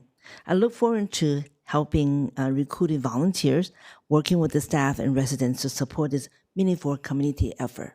Thank you, Mayor. Councilmember Hong?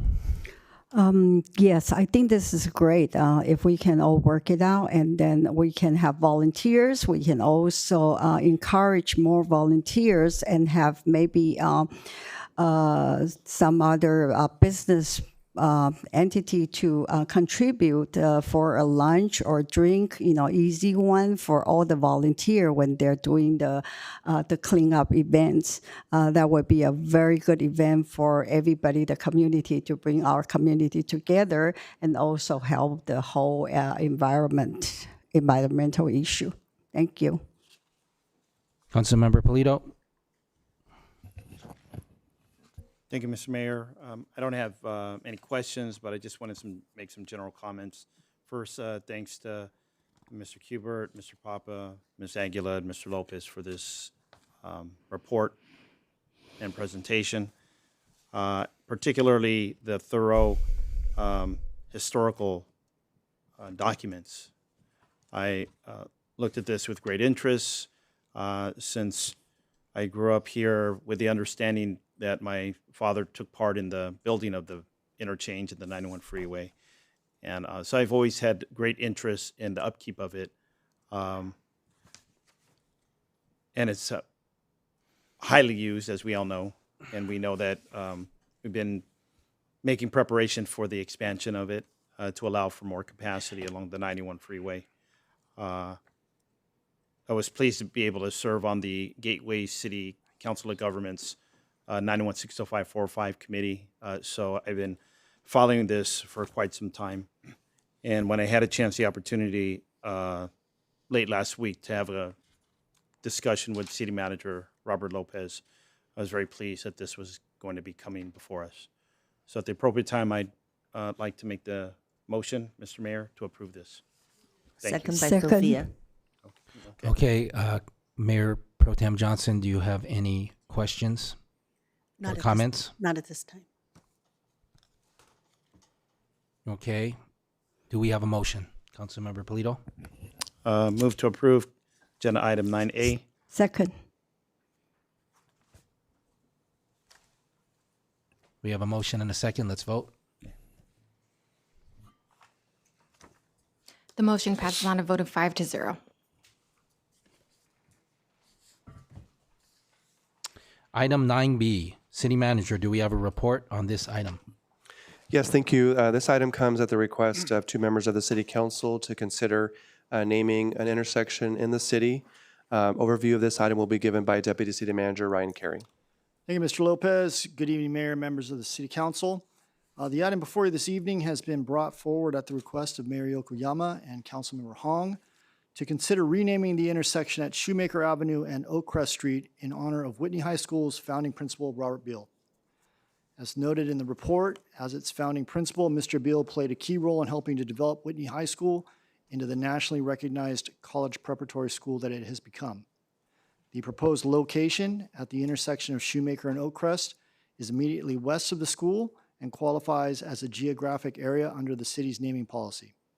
Any potential renaming of the intersection would not affect existing street names, and any commemorative signage could be installed on the existing traffic signal poles. The estimated cost is approximately $200 per sign, with up to 4 signs, and installation could be completed in-house by our Public Works team. This item is presented for City Council review and consideration in accordance with the city's facility naming and renaming policy, and staff is seeking the City Council's direction. This concludes my report. We'll be happy to take any questions. Thank you. Thanks for the report, Ryan Carey. Do we have any questions from the council? Councilmember Say. Yes, I do. I have 2 questions. Number one, I do know there's a committee right now over ABCUSD regarding this matter. I was just wondering, we might need to wait for the results from that. Secondly, I also want to ask the staff here, this is to the managers here, have we completed a thorough review process to ensure that this decision will stand the test of the time and reflect the long-term values of our community? We have not done a thorough investigation on the history of the individual. If we were directed by the council, that's something we could do. But no, this request came at the request of 2 members of the City Council. So the information is here in front of you for consideration. Thank you, sir. Councilmember Hong, do you have any questions? Yes, my question is this one. I was kind of debating, is this supposed to be ABC school board's issue, or this is separate? Well, city can do our city size of decision because this intersection is belong to the cities, right? That's correct. The intersection in question is controlled entirely by the city and not by the school district. So any potential naming of this area, this intersection, is entirely within the purview of the City Council and not the school district. So you think is it important that we collaborate with the school board or Whitney High School? Is that a required procedure or not necessary? It's up to the City Council on how the City Council would like to proceed on this or any potential next steps. It's not a legal requirement, and the policy under the city's policy and procedures manual under 7.06 does not require that. And it does allow the city to name any city facility, location, or geographic area after anybody who has contributed greatly to the Cerritos community at large. Thank you. I'm kind of debating on this issue, but I also realize that Mr. Beal is a founding principal and likely shaped the cultural and academic standard and reputation of Whitney. And we all know Whitney is consistently ranked among top public high school in California. So this is a very important impact for our city. And we also have already, I checked with the city manager that we already identify the location that's right in front of the Whitney High School, so that it's really right next to the Whitney High School, which that makes sense. And also, it is, I always ask what is the cost? And the cost is really low cost, but it's, I think it could be a low cost, but high symbolism.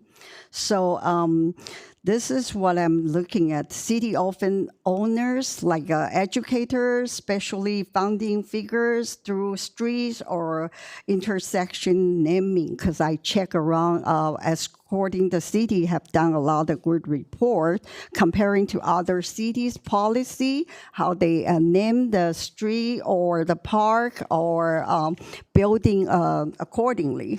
So if indeed, because of Whitney High, a lot of people moved to city of Cerritos because of Whitney High, and I'm one of the parents, and I've spoke with a lot of the residents. The reason they're coming over to Cerritos is because we have a wonderful ABC school district, and not to mention Whitney High is the #1 school, and which is very valuable to a lot of parents because they're all helping to come over here thinking the kid's going to go to the Whitney High and you don't go to get a higher education.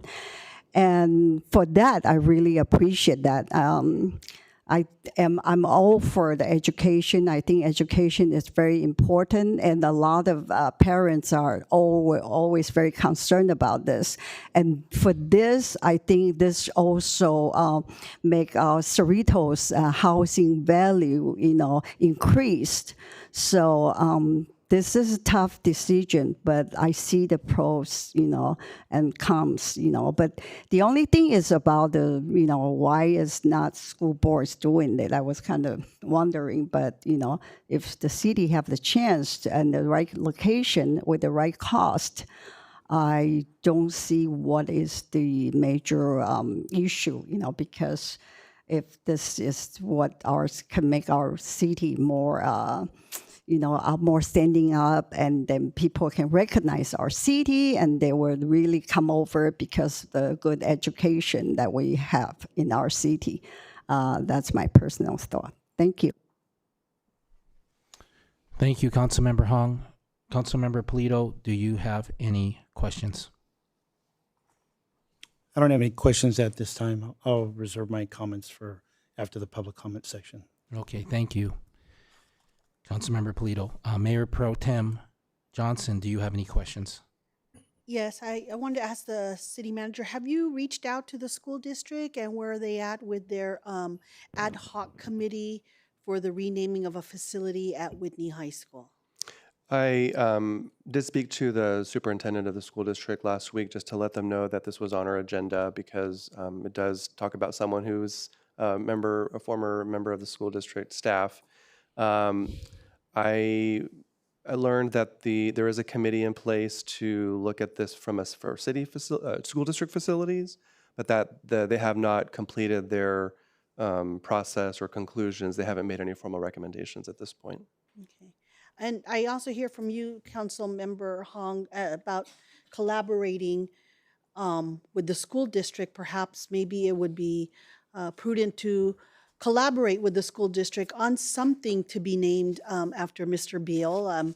I can see how many folks feel that he should be recognized, but I think a collaboration between the school district and our city would be a better route to go, because if we were to move forward with the naming of the intersection, and then let's say the ad hoc committee were to name a facility at the school, then we literally have 2 locations where he would have his name.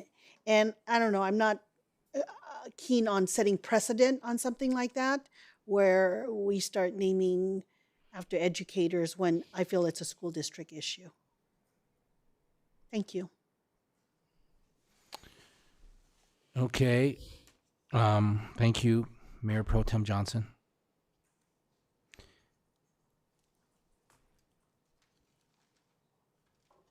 Okay, so my question, and I'll reserve my comments for later. My questions are, is there any legal prohibitions on the city of Cerritos in regards to this agenda item, naming city property? No, so long as the city follows its policy, and all of this is in line with the current city policy. It is within your discretion and purview to name any city facility, geographic area, location after somebody that the council agrees that it should name it after.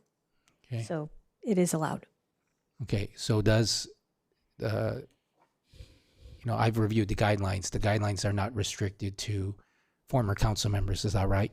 Naming city property or facilities or geographic areas only after city council members, is that right? That is correct. It's Okay. for anybody who's contributed to the Cerritos community. Anybody who's contributed to Cerritos. Are we limited to only naming things in Cerritos after former city managers? No. So again, it's just if the city council, based on the facts, makes a determination that somebody has contributed to Cerritos, they can consider naming a geographic area or a facility or a building or an area after that person that the council determines either did or did not contribute to Cerritos. Is that right? That is correct. Okay. So,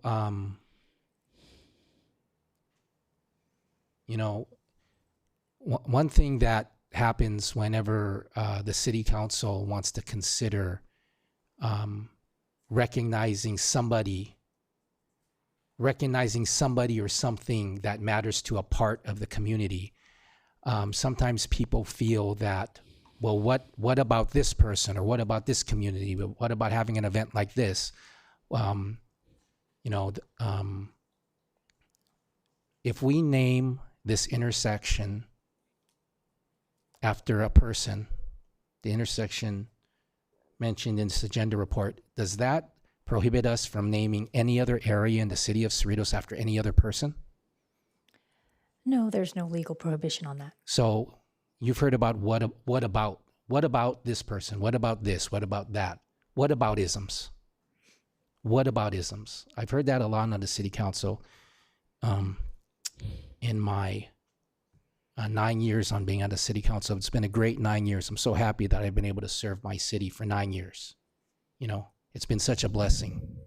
I'm so honored that I've been able to be serving my city, always doing what I believe in my head and my heart is the right thing to do for this city. That's what I've always done in my decisions. And for these 9 years, that's how I've conducted myself. And I wouldn't do anything differently.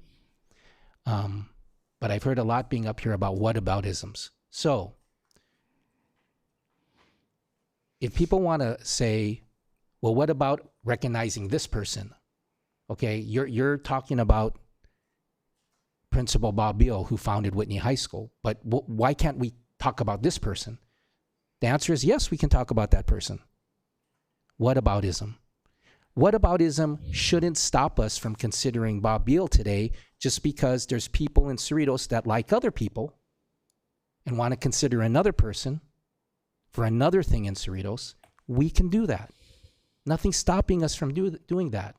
So a criticism of this agenda item shouldn't be there's somebody more deserving, or we should consider another location, or we should consider what the school board's going to do about a school location property. Okay, and we're not the school board. Can the city of Cerritos tell the school board what to do, city attorney?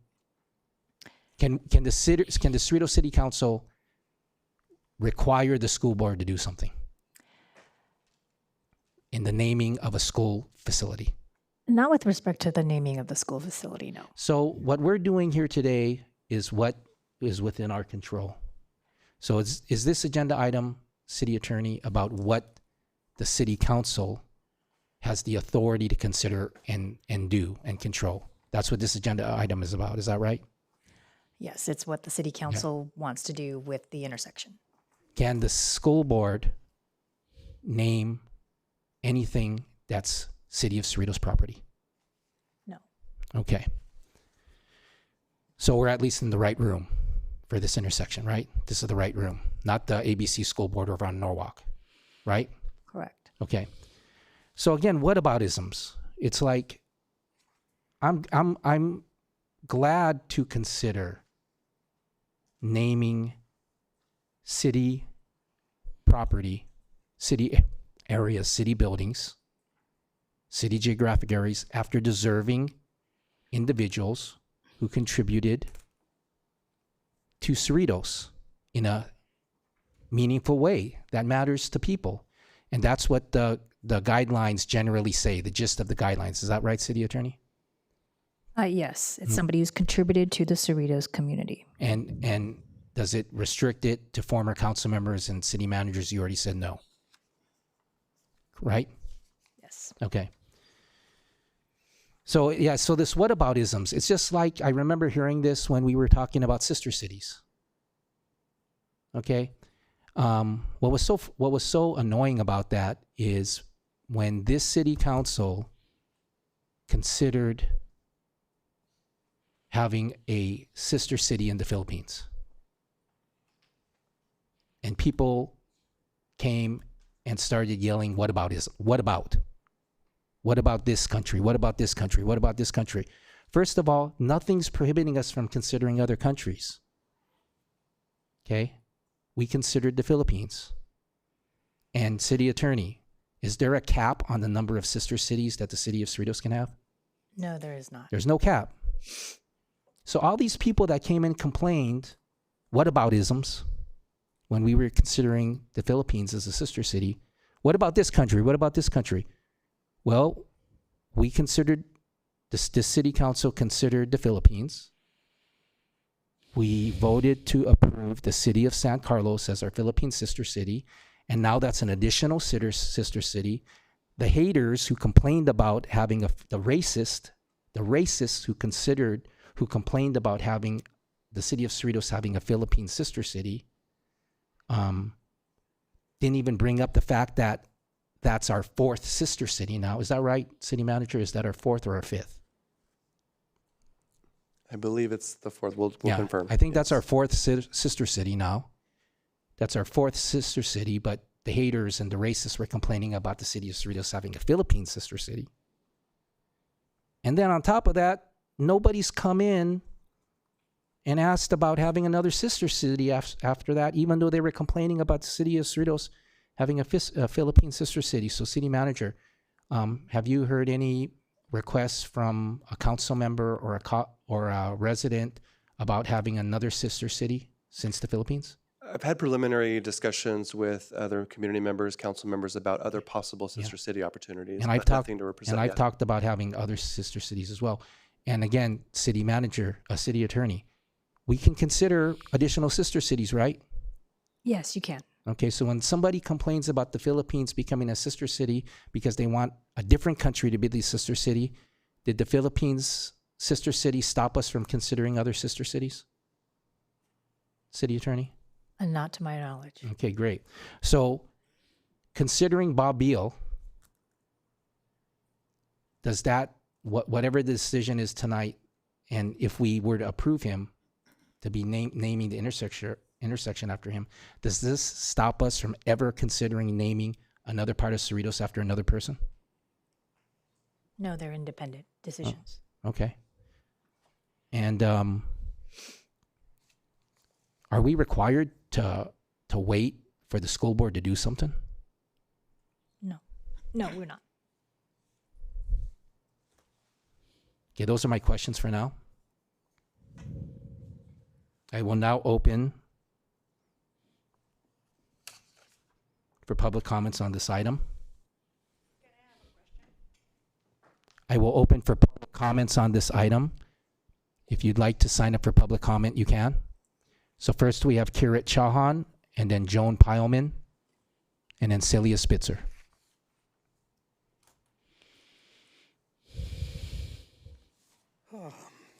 Good evening, Mayor and the council. Some say Elon Musk is a brilliant man, co-founding, leading companies that have transformed aerospace to automotive technology, PayPal, SpaceX, Tesla, Boring Company, Starlink, Twitter. He's ranked as the richest man in the world. Musk has fathered 14 children with at least 4 different women. The Wall Street Journal reported in 2025 that sources close to Musk suggest the true number of Musk children is much higher than publicly known. Needless to say, while he excelled in certain areas, he's certainly not a person to ask for family advice or name or road or street or bridge after him. So it is with Robert Beal, a man, an educator, a principal who excelled in reinventing Whitney High School, also exercised poor judgment in some areas and drove people away from his school. He is not to be emulated nor remembered with any permanent fixture. As a council, you will go into closed session and you will discuss sensitive matters privately, including personnel action never to be revealed in public. Some on this council have been requesting recognition for Mr. Beal since 2011. This matter has been brought up again last month, in fact, in between as well. All these facts and opinions are available on the internet if you search. Council, please postpone any decision until we have real chance to gather the facts and then embrace a decision. Please don't create a situation where a future council will have to undo what you may be doing in recognizing this man. Mayor, you were on this committee. Did you not attend? Why would a district refuse to recognize a principal? I've been in this business long enough. No, don't do it.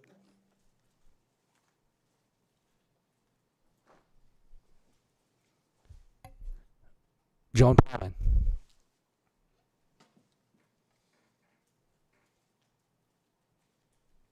And then Celia Spitzer, and then Daisy Lagaska.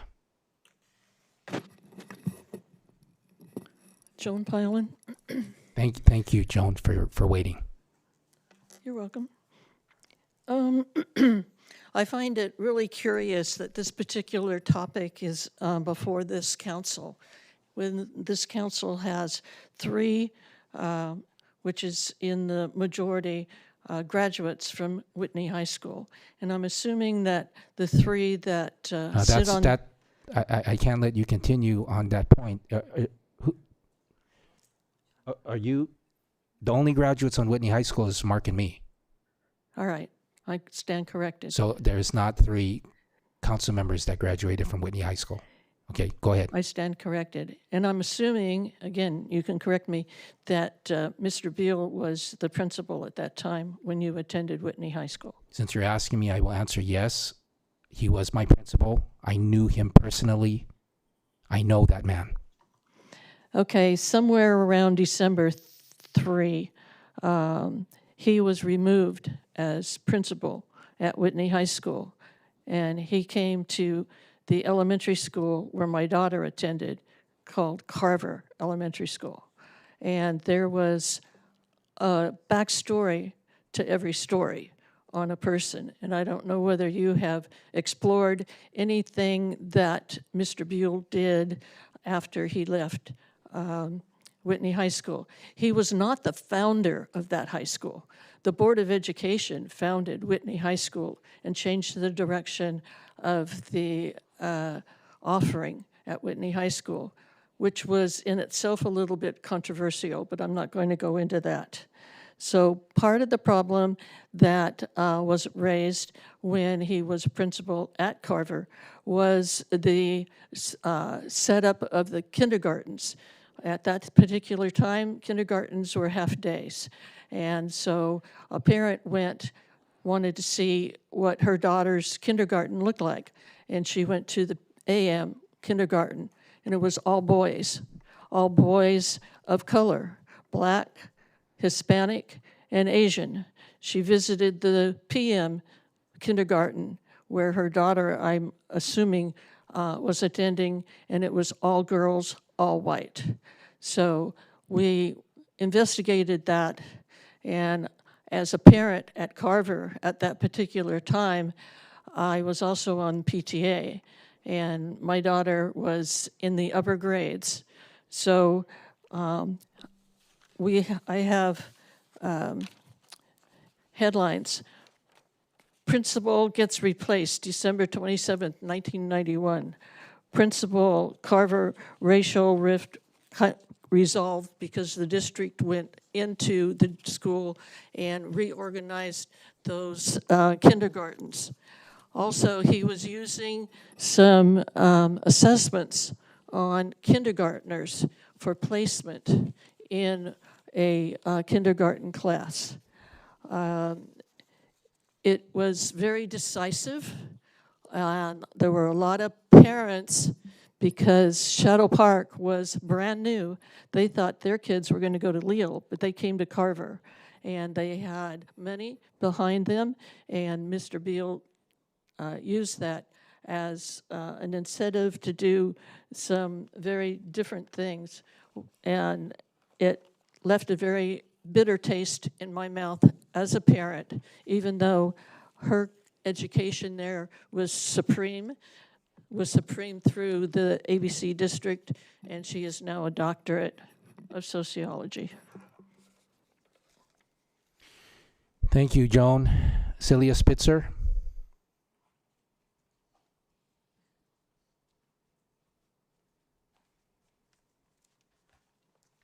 Good evening. Interesting. Joan and I have known each other for ages, and clearly you can tell that we've been involved in some of the same kinds of things. So a little bit of what I'm going to say is what she said, and I didn't even know she was going to be here tonight. Whitney's recognition over the years is due to the action of the ABC School Board at the time in developing and adopting a procedure and policy to establish Whitney as a 712 school with entry criteria that would limit its student body, in effect, handpicking its students. It did not happen because of one person, but rather the entire school board and the district's administrative leadership. I oppose naming anything in Cerritos after Robert Beal and support what Joan has just said and what Kirith said. Thank you. Daisy Legasca.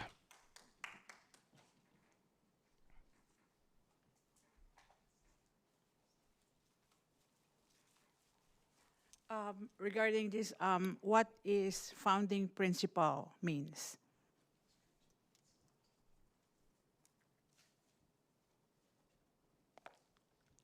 Mr. City Manager, may I know what is? This is your comment time. You have 3 minutes. No, I just want to know what is founding principle means. You have any other public comments? I have, but I want to know that one first. Anyway, okay, if you cannot answer. So this principal, Robert Beal, who started this renaming? Nobody. Anyway, so if you make something nice, good, for a while in Cerritos, it can be possible that you will be named a street or a building or whatever, a park. I heard thing about Rosemary economy, about giving a recognition, a park or a street, and nothing was done. And I believe Rosemary economy did a lot of things in Cerritos. So I think if you're going to name somebody, Rosemary economy is better person, but that's your thing. And then Grace Hugh. Grace Hugh is a big time, was been a former mayor many times. She did a lot of good things in Cerritos, so maybe why not name a street in honor of her? Or maybe one day I will be, doing something nice, and maybe a street will be named after me too. How's that? Thank you.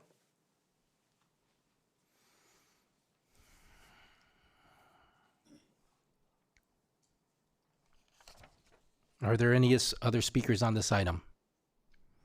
City Clerk, please announce for the record the written comments received for this item. Thank you, Mayor. Prior to the meeting, the City Council received full text and redacted copies of the one written comment submitted by the deadline for item 9B.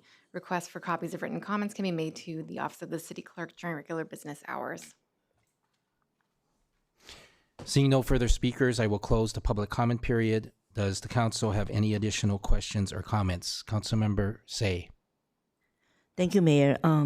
Regarding this item 9B, the proposed naming of the intersection at the Shoemaker Avenue, Oak Street, after former Principal Robert Beal. I would respectfully suggest postpone this item for further consideration. 2 reasons. Number one, staff did not complete review the process of the person. And, I understand our mayor has pointed out not about this, mayor and our former mayor, Ms. Polito, used to be the student of him, and they highly respect him. But however, same thing, we also have other, which is our community member, just mentioned about what about this and what about that. But tonight is not what about this, what about that. Tonight is naming a public location after individual is a meaningful and lasting decision. I believe it is important that we take sufficient time to carefully review and consider all aspects after moving forward. In light of the past experience in other communities, which is including recent one, Cesar Chavez naming related discussions, it reminds us that this decision deserves thoughtful review and board community input. It broke my heart because, my past experience, and he is the principal that served Whitney High School. And with respect to the individual being considered, I would kindly really ask this item to postpone to allow for additional evaluation and community engagement before making a final decision. Thank you, Mayor. Councilmember Say. Thank you, Councilmember Hong. Any questions or comments? Can you be city manager? Can you, or public works director? What kind of sign how are we going to put it? I'm curious about it. So naming intersection has been done in other cities, and what's been done in those other instances is on the traffic signal pole, there's usually a secondary sign that acknowledges the name of the intersection. Usually the word square is used. So in this case, it would be potentially Robert Beal Square. That's typically done with a separate look, different from the street name sign, which is prominent on the mast arm of the traffic signal. So it's a totally separate sign on a little bit a different location, but it's same pose. That's right? correct. To be clear, what's being proposed is not to change the name of any street. Right. So it would just be adding an additional sign to acknowledge the space, but the street names would remain intact. Right. I've studied that. That's very important because it could be inconvenient for the resident if they need to change the address name. Thank you. Thank you, Councilmember Hong.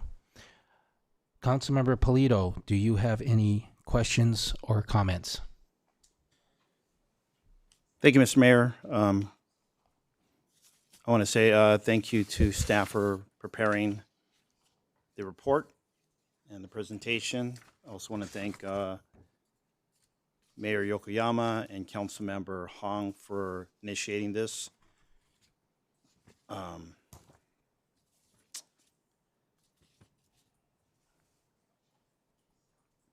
I met Mr. Beal when I was in kindergarten because he was a founding principal of Whitman Elementary. And for Mr. Legaska, I think a good definition of founding principal is who was a principal there at the start. And he was the founding principal at Whitman Elementary in 1974 when that was opened up. I know so because I started in kindergarten the day the doors opened at Whitman. And then 2 years later, he served as the founding principal of Whitney High School. Now, I wasn't there on the first day, but my older brother, Randy, was. So he was also there when I received my high school diploma from him. So from 1974 all the way to 1987, I could say that I knew Bob Beal, the man, the educator, the principal, the disciplinarian, the enlightened man ahead of his time, who put into motion much of what we celebrate today as diversity in this community. And I'll get to that in a little bit.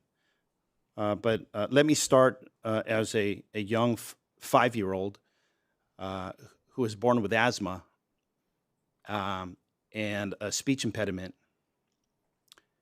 And if it wasn't for Mr. Beal, then I wouldn't have enjoyed my first summer camp at Camp Osceola for all of those Whitman warriors who attended in the summer of 1975. Because I had a massive asthma attack up in the mountains, and Mr. Beal took it upon himself to bring me into the main cabin, which was more properly ventilated and had an air conditioner, rather in the hot, unventilated cabin where most of the other students were staying. Because my parents were hundreds of miles away. That was probably the most impactful experience that I had in school up until that short part of my life. And it wasn't even at Whitman Elementary. It was away when my parents trusted the educational leaders who were there. Before he left to become the principal of Whitney in 1976, upon his intervention, he sat down my parents and said, "Your son has a severe stutter and a lisp. Sometimes when I get passionate in my speaking, you probably could tell I still have that lisp. But thanks to him, the following school year, once a week, I would come to, for an hour, to the speech therapist in the office right next to his, because he wanted to make sure that I felt safe and supported when I sat for that hour dealing with my severe stutter. You see the voice I speak with you that you hear coming from me tonight, I didn't have when I was in 0 to 2nd grade, because I practically never spoke a word. From tot lot at CPE to preschool at La Palma Christian School, to kindergarten at Whitman, and pretty much all through 1st grade. It wasn't only until I started getting that speech therapy where I began to control my stuttering, and I was able to begin to interact in the classroom. So I was a late bloomer. And Mr. Beal went across the street to Whitney Community Learning Center. And at that time, it was a vocational ed. I remember because my brother, he had, I'd say, his challenges. I don't want to get into those. I respect my older brother. But if it wasn't for a place like Whitney CLC, Whitney Community Learning Center, then he probably wouldn't be as successful as he was later on when he went to Gar High School.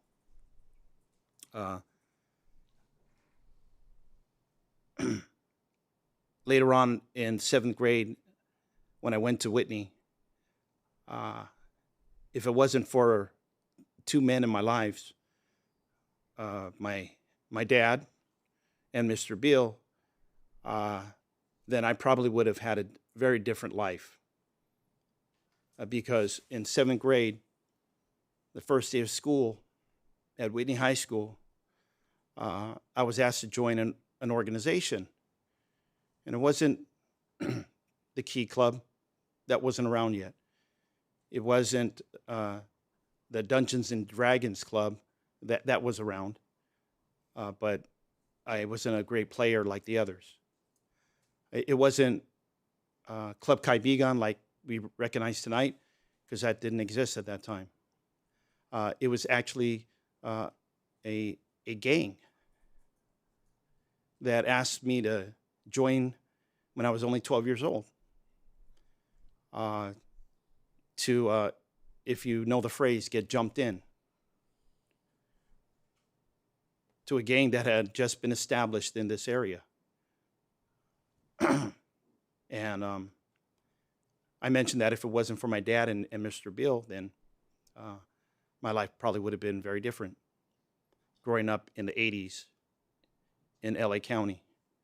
And I think many of you have been following my public service career, have heard me reference how difficult it was for young people in this community, especially young boys of color, growing up here, yes, in Cerritos, but more broadly, Southeast Los Angeles County, where a lot of people sleep on the suburbs as being well off. And they essentially would imply that we're immune to the social ills, the social challenges of society. Youth gangs, gang violence, drug abuse, juvenile crime, all of that. But I think those who were raising children during the 80s into the mid-90s, and especially those who grew up here and went to schools here, know exactly what I'm talking about. But we're pretty blessed these days because we don't have it as bad as back then. But that was, again, thanks to my dad, who was a disciplinarian, as well as Mr. Beal, who really didn't have a tolerance for that type of influence at Whitney. Again, this is still Whitney CLC, not Whitney High School. Fast forward to 1984. I mentioned about the organization that Mr. Mayor recognized tonight, and the council as a whole, who just celebrated their 39th cultural night. Well, in 1984, if it wasn't for Bob Beal, who finally approved after previous thinking was that to have an ethnic-specific club was racist and ethnocentric, because that's exactly the argument that was used in order to stop the Chinese club from being formed, the Korean club, and the Filipino club, until 1984, when Bob Beal, along with a wonderful ASB student body president, Kathy Whitaker, who approved the establishment not just of the Filipino club, but the Korean club, the Chinese club. And if you ever go to Whitney now, you know that the whole rainbow of our community, the very beautiful, diverse rainbow of cultures, ethnicities, languages, is represented in the student organizations there. And that wasn't the case across the district. There was only one organization that preceded Club Chi Bigan, and that's Maharlika at Cerritos High School. So shout out to whoever the administrators and faculty advisors who had the foresight in the early 80s, to approve that. But even though there was that model at Cerritos High School, so many students across the school district were just really disgusted at the leadership in the school district at that time for rejecting students who just wanted to learn about their culture. So that was 84. By 1986, 87, we had already been Whitney High School, no longer Whitney Community Learning Center, and very much along the way to rising among the ranks academically in the state of California. And I'm just going to say this, it wasn't without its difficulty within the student body. He was demanding, and I think the faculty could also say that the same thing. I can't speak about the difficulties that Mr. Beal had with the school district, but we know exactly that in 1986 and 1987 that there were coordinated efforts by faculty members of different high schools and board members who were trying to shut down Whitney. And they failed, not once but twice, all under the leadership of Mr. Bob Beal, and a very committed faculty and a resolute student body that organized in order to go to the ABC Unified School District Board of Education meetings in order to protest those attempts to shut down Whitney. And so I think the last legacy that I want to say that I'm the beneficiary of Mr. Bob Beal was the fact that I decided to come back to give back to my hometown, and first and foremost through the school district, because if it wasn't for the education that I got in the ABC Unified School District, most specifically at Whitney High School, and even before that at Whitman Elementary School, then I would not be the human being that I am sitting here giving voice to this opportunity to show gratitude and to memorialize someone who definitely has contributed tremendously to the community of Cerritos and the surrounding communities in Southeast Los Angeles County, if not the state of California. Because there are thousands of students who have had direct interaction and exposure to Mr. Beal, and tens of thousands more who have benefited from his efforts. No doubt that his efforts were in concert with educational leaders, from the superintendent to the school board members, all the way down, all across the school district. But it was also in the face of coordinated, organized efforts to oppose those very efforts to lift up the students at Whitney High School. Let me say this. There are a couple, I'll say, icons in our community who have been recognized by name, like Joe Gonzalez, a former mayor of Cerritos, but his name is emblazoned upon an elementary school. And I don't think that the city of Cerritos had anything to do with making that decision that the ABC Unified School District made to name Gonzalez Elementary School after former mayor and council member and dairyman Joe Gonzalez. Same thing with Frank Leal. I do believe that Gretchen Whitney herself was honored while she was on the ABC Unified School District Board of Education prior to becoming the mayor of Artesia. There have been situations where these two different agencies have worked independently of each other in order to recognize and honor people who have contributed to their jurisdiction, their agency, or perhaps the surrounding communities, plural, that they serve. So I'm glad that staff provided us with the municipal policy, City of Cerritos naming and renaming of city facilities policy, particularly Policy Directive 7.06.020, letter C, where it says the name of an individual will be considered only if such individual has made a particular meritorious and outstanding contribution to the city and or the Cerritos community. And so I can't think of anyone more fitting to recognize with a modest street sign that is at the cost, a nominal cost of $150 to $200 each.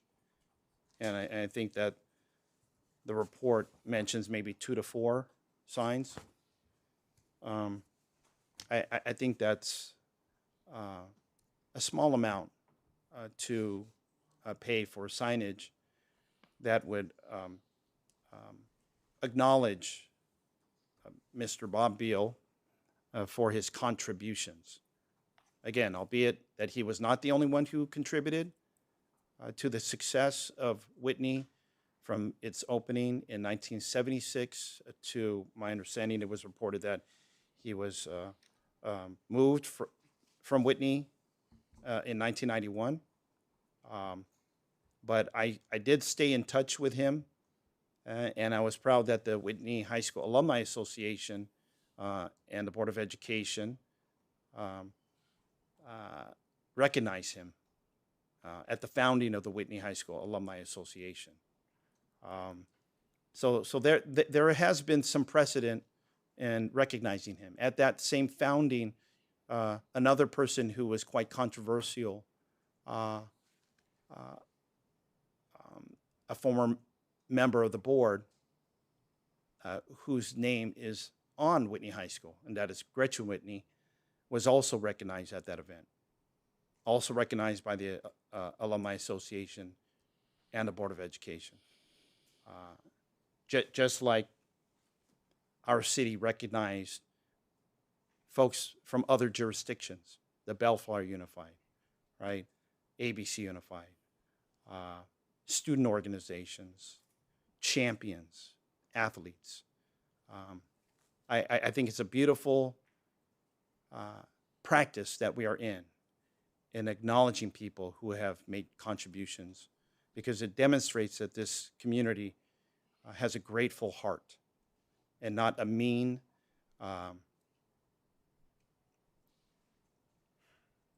mean-spirited ethos. The man has been passed on for 15 years now, and his widow is still with us, Jerry Beal, someone who contributed, I believe, more than 40 years of her life as an educator at multiple school sites in this community. And together, they were married for 54 years and raised 2 sons who married 2 daughter-in-laws that are part of the family. And at least from the obituary 15 years ago, raised 6 grandchildren. I probably have no doubt that Sterling Beal, the grandson of Bob Beal, who spoke eloquently 15 years ago before the ABC School Board, I have no doubt that he is a grown man, and who knows if he's already blessed with his own family. So no less than 1, 2, 3, 4 generations of the Beal family have contributed to this community. And I, for one, am grateful. Whatever my council colleagues choose to do tonight, I respect. But I just wanted to come here tonight and say thank you for the opportunity for me at least to publicly say why I am grateful to this man. And let me say this, it's not all just flowers for the sake of giving flowers. I did talk about that he, through various interventions, because he wasn't my classroom teacher. This is a principal we're talking about, who's responsible for hundreds of students. And for some reason, he took care and concern towards me, a kid who never spoke, okay, and who was shy and hid at recess for years. But even when I finally found my voice and probably spoke up too much, he knew to put his foot down. And yeah, I got out of line in 9th grade and he suspended me. And so if it wasn't for that type of intervention, again, I would not be the person I am today. And my family knows all of this. I'm a complicated person, but all I know is this, is that I'm an open book, and tonight I'm speaking with my open heart out of love and gratitude to someone who I really owe my life to, along with my mom and dad and my wife Gloria, who could probably attest to much of what I've shared tonight, since she also, since she was 12 years old, has known Mr. Beal and the Beal family. Probably one of the reasons why she's been with me for 40 years, since we met at Whitney High School. So if you know anything about me, if there's anything I would like you and our community to know about me, is that I have a great capacity to love, because others have showed me love. And so with that, Mr. Mayor, that's all the comments I have to make. Thank you for the opportunity to share. Thank you, Councilmember Polito. Mayor Pro Tem Johnson, do you have any questions or comments? No, none at this time. Thank you, Mayor Pro Tem. Mayor, can I say something? Back to me now. Thank you. Okay, go ahead. Yes, thank you, sir. I do want to say something. I really, as a professor teaching college, choose Compton College. During my interview, they asked me why I choose Compton College. My background from Cal State Long Beach and teach UCLA too. My mission at that time, pretty much a lot like Bobbio. I want to devote it to the student, and I feel that's my calling to go to the Compton College to teach, to carry my what I was before. And I really sincerely appreciate former Mayor and current council member, Mr. Polito, as you talk about how great the man is, so does our mayor currently. But my concern right now is, I'm not against it, but I need to know, what is, we don't have a really thoroughly review the process. And name someone is not what about this, what about that. Is named to me, is honored, my vote, people vote me to be here. Each vote tonight or even before or future, I take seriously on that. I don't know, it's a time, I think Mayor Pro Tem has not made a comment yet, but I'd really like to make a motion to move to postpone this item 9B for further consideration in the future. The reason is, number one, the staff had answered the question already, no through review process. Number two, we all know what happened to Cesar Chavez, named and related to the discussion right now. The statutes cover, the street is going to be renamed, everything, and we, as a council member, myself, I want to leave the legacy here. If I do want to support this matter, I want to leave my legacy because due to what I did, went thoroughly. However, really, can you really, like Cesar Chavez matter, can you really know what's exactly what happened in the future? I don't know. But due to this issue that I am considering to postpone to do more, a little bit more understanding of the background of the Bobbio, I'd be really appreciated. Thank you, sir.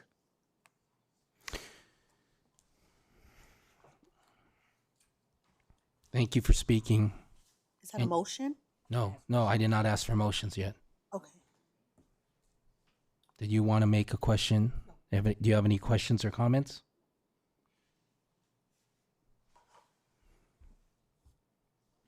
Well, the first thing I want to say is that the time for the decision is now. We're not going to postpone. I absolutely, I'm against postponing this. This man has been passed away for 15 years. The facts are the facts. the 5 of us are council members, we can make a decision tonight. We've done that with previous matters on this council together this past year. We can be decisive and we can make a decision. We don't need to postpone and defer and pass off things to the future that are unnecessary. We can take action. If But there's a motion on the table here, should we I'm respectful to not support the item 9B at this time and request that this item to be postponed for further consideration.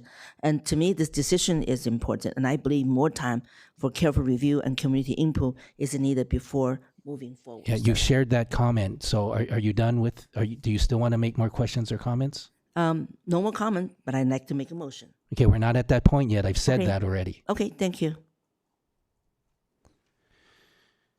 So, I went to Whitney from 1980 to 1986. And,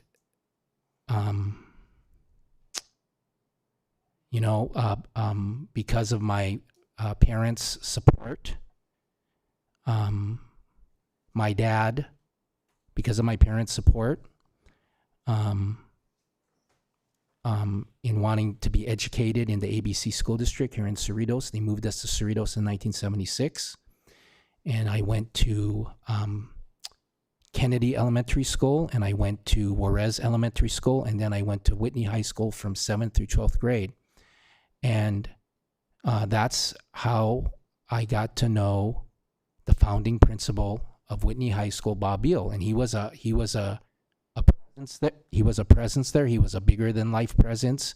He was involved with the students, and even though he was the principal and he was not a classroom teacher and he did not teach his classes, I can picture his face so well, and I can picture his voice, and I can picture his laugh, and I can picture his smile, and he's why I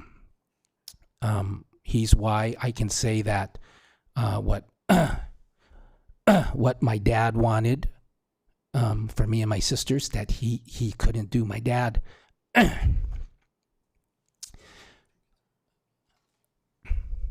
my dad didn't graduate from college, and he wanted his kids to, and we did. And because of my dad and because of my mom and because of Whitney High School, I and my sisters are college grads, and I'm a lawyer. I went to law school. My sister went to law school. My sisters went to higher education, and Bob Beal was our principal. And he was part of that education at Whitney High School for thousands and thousands of Whitney students and Whitney families. So this is something that matters to a significant part of our community. And if there's people who didn't go to Whitney, or their kids didn't go to Whitney, or their grandkids didn't go to Whitney, or their kids went to another high school, that's fine. We can celebrate all of the successes in the ABC school district, but we don't have to have a indifference to Bob Beal or downplay his role in making Whitney High School, in a matter of years, the top high school in the state, and it continues to be the top high school in the state. And that's why tens of thousands of students have graduated from Whitney and succeeded in their life, in their lives, and their families have celebrated their successes because of Whitney. And our city of Cerritos has become nationally known, if not internationally known, as being the home of the college preparatory #1 school in the state of California, Whitney High School. And we are definitely internationally known. We all know that. We heard the stories. And because so many parents and kids want to go to Whitney High School, that's why there's a demand for the ABC school district. That's why there's a demand to go to Whitney High School, and that's why there's a demand to be a ABC resident, to be a Cerritos resident. And Councilmember Hong mentioned it. That's why everybody in Cerritos benefits from higher real estate values and more wealth. Because people want to be a ABC family with ABC kids, a Cerritos family with Cerritos students, with that opportunity to go to the ABC school districts and to our award-winning schools. That includes, you know, the topic of our agenda item, Whitney High School, which was founded by the principal, first principal, Robert Beal, founding principal Robert Beal, with teachers and administrators and staff and the school board and the school district officials at the time all working together for the success of Whitney High School. But I don't know why people people have a problem with saying, well, he was the principal of Whitney High, the first principal of Whitney High School, but why can't we recognize the school board members who were serving at the time, or the administrator, or the superintendent, or the teacher? No, we're not downplaying anybody's contribution to the success of Whitney High School by lifting up and recognizing and celebrating the first principal of Whitney High School, Bob Beal.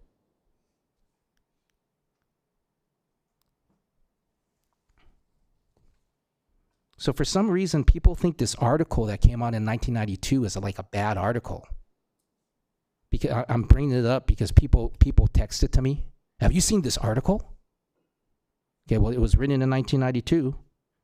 So I guess it's kind of timely and brings up more factual, since it's closer in time, maybe it can be, since it's more timely, since it's from 1992, maybe this article can shed some light on Bob Beal. Again, you know, people texted me this article. Have you seen this article?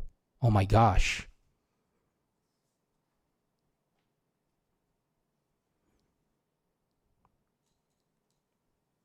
But if you read this article, if you Google Bob Beal, I think somebody talked about Googling Bob Beal. Oh my gosh, look what you find. You find from this article, if it wasn't for Bob Beal, there'd be no Whitney High School. That's what this article in short says to me. If it wasn't for Bob Beal, there would be no Whitney High School.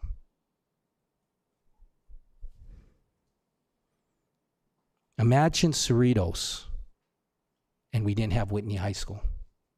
Okay, so that's how we could all together know that in a way Bob Beal contributed to what makes Cerritos the way it is today, with education being a top priority of the families living in Cerritos and moving to Cerritos. So, so please forgive me as I look at, you know, some of the quotes that are in this article about Bob Beal that was written in 1992 that people think should inform the council on this decision. And here's some information from an article that we as council members could do homework and look at it.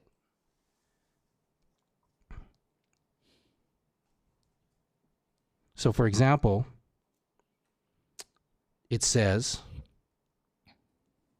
that regarding, somebody brought up Carver. I guess Carver matters about whether we're going to recognize Bob Beal's contribution to the city of Cerritos regarding Whitney being the top school in the state and educating thousands of students for college and success and work and careers and parenting. Thousands and thousands of Whitney students have graduated. Tens of thousands of Whitney students have graduated since Bob Beal founded Whitney High School, was the first Whitney High School principal. But for example, somebody brought up Carver. So in this article from 1992, it says Beal's defenders included Carver PTA president Sidney Byron, who resigned in protest. About 15 families were active in getting Bob Beal out, Byron said. The other 400 didn't know or didn't want to dignify the effort by starting a fight here. We never dreamed it would go that far. Going on, the article says, at several recent district board meetings, parents delivered heated statements either for or against Beal. Supporters far outnumbered detractors.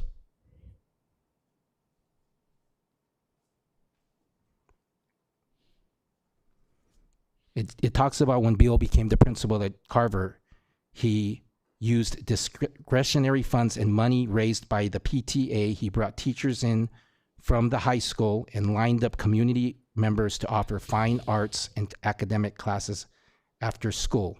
He began a nonprofit association to raise money for the school. A project that lost steam when he left Carver.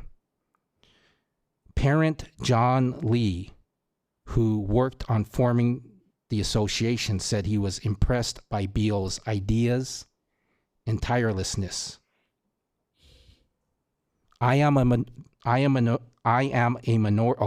He said, when my little daughter was in the 4th grade, she came home one day and said the principal had spoken to each class.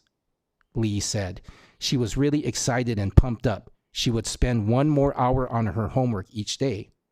I am a minority, and I know Bob Beal well, enough to sense there is no racism in his part.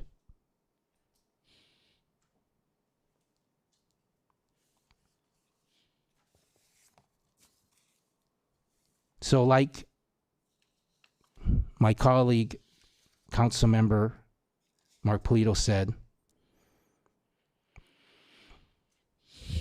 you know, there's people out there.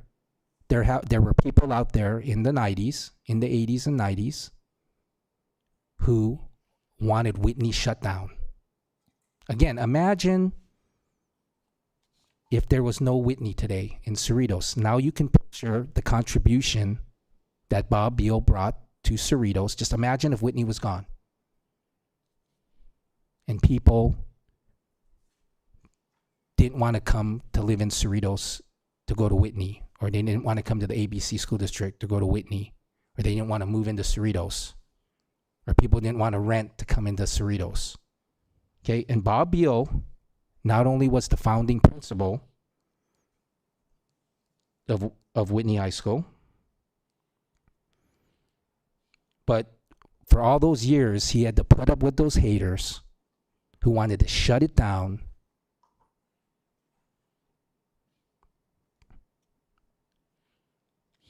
because they viewed it just in a negative way and an elitist way and a hateful way, and they just felt like Whitney was not the right thing for the district, and we want to shut it down. And he fought that, and if it wasn't for him fighting for Whitney High School, and if it wasn't for him to stand up against the haters of Whitney High School, he could have given up, but he didn't give it up. And like this article says right in here, this same article that people think is a negative article about Bob Beal, but it shows about the community support he has. In this article, from the time, 1992, while at Whitney, Beal vociferously resisted parents and officials who wanted to shut it down. Some say he fomented antagonism as a result. That's what I'm hearing. And that's what Mark and I have been hearing all these years. The people that don't like Whitney for whatever reason. I always try to say to them and explain to them, a rising tide lifts all boats.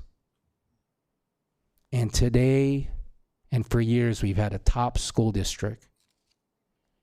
And I believe it's because all the high schools, whether it's through collaboration or friendly competition, all the middle schools and high schools have risen with the tide, and we have a successful ABC school district and successful middle schools and successful high schools and elementary school kids who want to go into our successful middle schools and successful high schools. And I believe that the success of Whitney High School played a big part in the success of the ABC school district. Bless you. And like I said, this article has pointed out the community support that Bob Beal had at Carver and at Whitney. It quotes alums, it quotes parents. It points out that not only was he the founding principal of Whitney High School, but after it was founded and it was on its way to have this legacy of history as a top high school in the state, but some people would have rather had shut it down.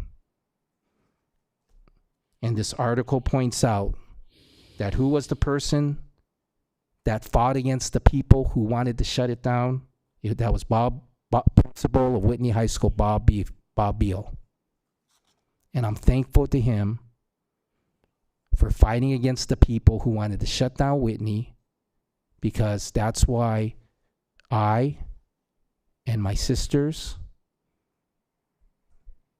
and my cousins and my good friends like Mark and Gloria and their kids and their friends and their kids' friends all had the opportunity to go to Whitney High School, the number one school in the state,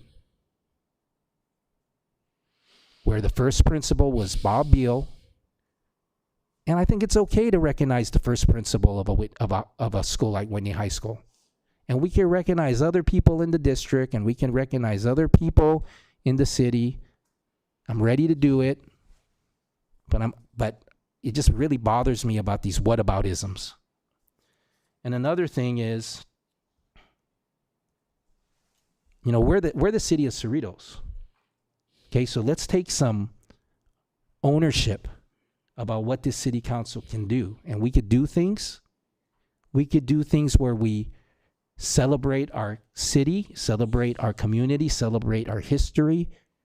And our history is definitely the ABC school district. We are intertwined, and the success of the ABC school district is the success of Cerritos. And the success of Cerritos is the success of the ABC school district. And the success of Whitney is the success of Cerritos. And the success of Cerritos is the success of Whitney.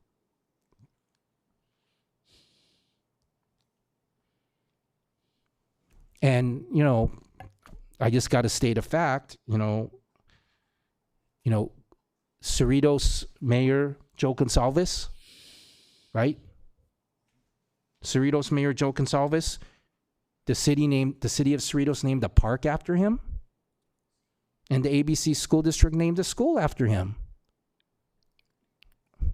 Is there a legal requirement we can't do that? We did it with Joe Gonsalves. So just because we're naming something in the city after Bob Beal, does that cause some sort of legal trouble with the ABC school district, Mrs. City Attorney? No, that does not. So it's just like we're talking about distractions and delays and, trying to confuse the matter. It's really straightforward. It's really straightforward. Bob Beal was the founding principal of Whitney High School. He was the first principal of Whitney High School. I know because I witnessed it with my own eyes while I was there. Mark Polito spoke about it. My sisters were there. Gloria Polito was there. I don't want to, I'm saying these names, but really tens of thousands of students went to Whitney. Thousands of students got to know Principal Bob Beal. He was a part of our lives, and he still is a part of their lives. And I think it would be so wonderful if his family, especially if Jerry Beal, could someday celebrate with us the city of Cerritos recognizing her husband's naming on a street sign. One street sign or two street signs, just a little gesture from the city of Cerritos that thank you to your husband for being the first principal of Whitney High School. And if we could please do that while she's alive.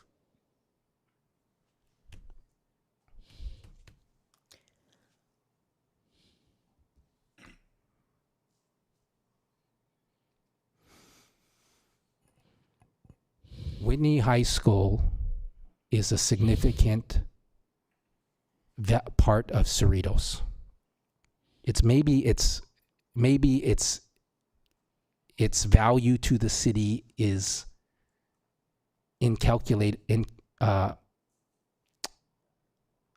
unable to be calculated. Having Whitney High School, the top high school in our state, in our city of Cerritos, making people want to come to Cerritos, live in Cerritos, be a part of Cerritos, so they can be in the ABC school district, so they can go to Whitney. Thank you for letting me share those comments. May I make a motion now, since you finished your comments, sir? Do we have a motion? I'll make a motion. Excuse me, Mayor, can I ask one more question before Sure, your go motion? ahead, ask I'm a sorry. question, Councilmember Hong. Okay, I'm looking at the city's from city's point of view, and also looking at what the impact and the value that we're so proud to have this high school. So I understand the Whitney is part of the ABC Unified School District with selective admission, because you have to belong to ABC Unified School District in order to pass the exam to get to Whitney High. I know everybody knows that, but I would just want to make sure that, Whitney has very strong academical performance and then high college acceptance rate. So to me, it's very important. And I was kind of shocked because actually among our councils, we have 3 school board members, so I was like wondering, maybe you guys should know better than I do in some way, somehow. I would appreciate more sharing of information. Thank you. Okay. Thank you, Jennifer. Thank you, Councilmember Hong. So can I make a do motion? we have a motion? Yes, I do, sir. As a former graduate Whitney High School parent, I'm also former Chinese PTA Whitney High School, plus former board member. I really sincerely ask my colleague, request the item to be postponed for further consideration, because this decision is important. And I believe more time, carefully review, and community input is necessary. I'm not against for this, but I do want to give us a little time, because since our staff has not do thoroughly review, and I think it is important when you put the signs on the things, as you recent experience already, Cesar Chavez have made a really huge impact to our society. What is the right thing to do? I think this is what I want to do. So I'd like to postpone for further discussion in the future. Thank you, sir. I need a motion. I need a second. Am I right, sir? I'll second the motion. Thank you. Okay, so we have a motion and a second. I will make a substitute motion now. My motion is to rename the intersection of Shoemaker Avenue and Oakcrest Street to honor the memory of Whitney High School founding principal, Robert Beal. Okay. Can I ask the legal attorney, was substitute goes first or the motion first? The substitute motion goes first. Okay. But it does need a second. Does it need a second? Okay.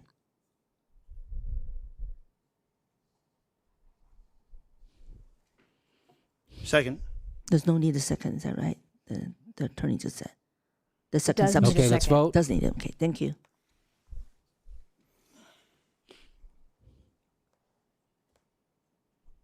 The motion passes on a vote of 3-2. Okay, thank you, council colleagues. Let's move on to item 10. Next on the agenda is item 10, City Manager. Do we have any legislative items? No, Mayor, we don't have any legislative items to report this evening.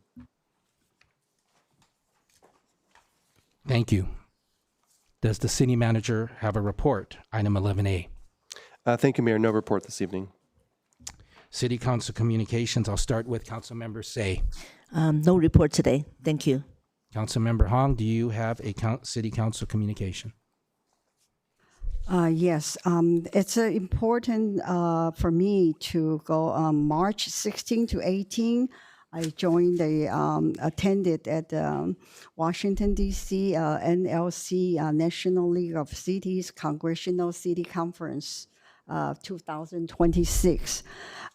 This is the first time I've been attending this meeting, and I do learn a lot, and it's a very good opportunity for us to presenting our city to be there, because there are so many other different cities. They're all there. For example, Linwood have 3 councilmen plus a city manager, so they outnumber us. But anyway, for me to go this time, it was very good, because not only we have the chance to see the senators, and we have a very good conversation with them, and also the city has prepared through Public Work Director Alvin, and also Ryan's and city manager and all the staff to work together underneath. They make a proposal, and they prepare a support funding support request letter, which I think is very important. Every conference meeting, city have provide this, which is very handy for us when we go see our senators or even our congressmen, because we told them what our city needs support and what kind of funding we need. So what we were actually in this letter, we're talking about seafloor water well replacement and treatment system. We still request $15 million, and also Cerritos Olympic Swim and Fitness Center rehabilitation is $7.4 million. And the last one is the same one we were talking about before, and we got some funding. We got funding for previous Congressman Michelle Steele, and also also the Congressman Derek Tran. Right now, we have a little bit over $8 million, but we are still needing for the Del Amo Boulevard Bridge construction. We still need another $25 million funding.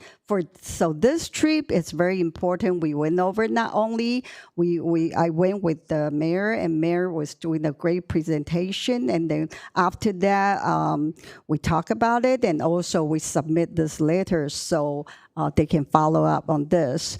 And this is what I'm trying to say. The city, as elected official, we have to try all the efforts, try to get the funding for our city, because if we don't try to get it, other city gonna get it. And there are fundings, and there are if you cannot go this way, there are so many legislation that you can try to find some grant, not maybe 100% that what we want, but whatever we can get that would benefit our city. So this trip, I find it very beneficial, and I'm so proud to represent our city, and hopefully we can have some result.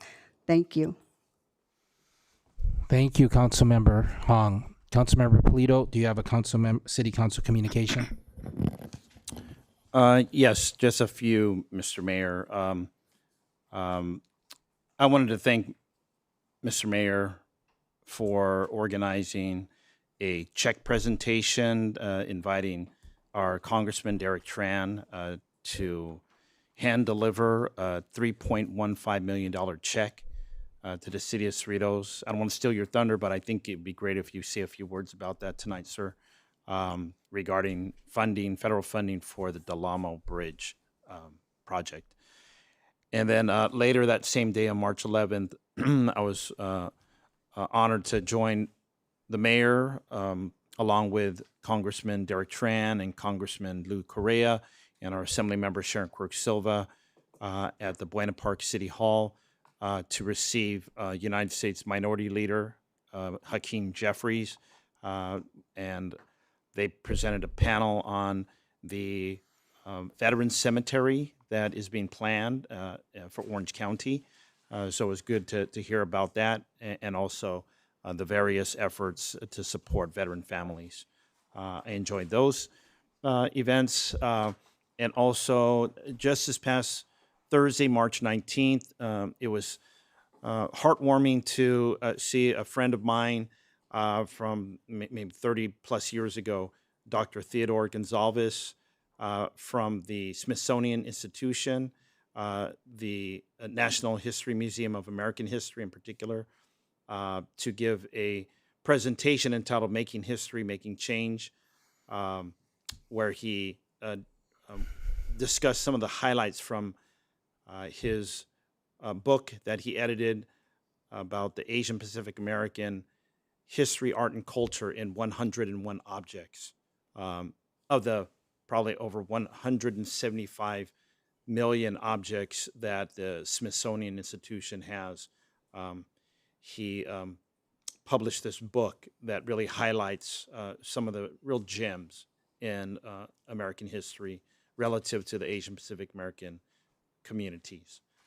So that took place at the Skyline Room. And so I wanted to commend our city staff who had all to do with that, putting that important program together.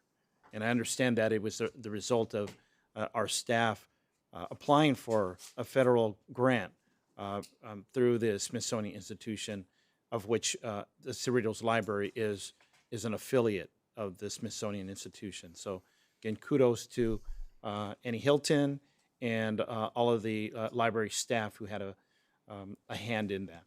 It was a beautiful program, and it's programs like this that I really want to support and encourage our staff to continue to bring to our community. That's all I have. Thank you, Mr. Mayor. Thank you, Councilmember Polito.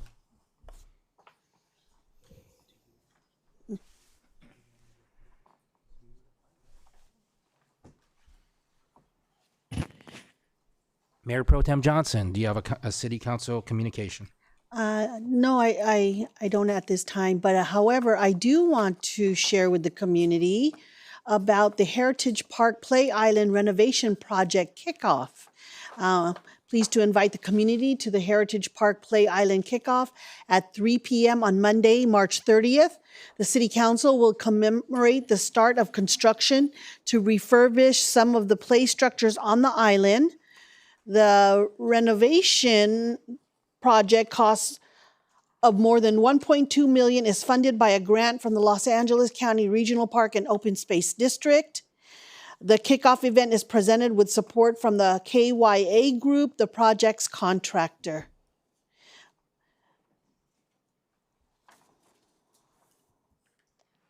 Come join us. Thank you. Thank you, Mayor Pro Tem Johnson. Yeah, I'm excited that we're going to be, with the county funds, we're going to be spending, over $1 million to finally fix up Heritage Park Play Island with this new council. The previous council did not fix up deteriorating, aging, falling apart Heritage Park Play Island. But thank you to this city council working together this past year that we finally got this renovation, this $1.2 million renovation project starting this month, later this month, to finally, after all these years, renovate Heritage Park Play Island.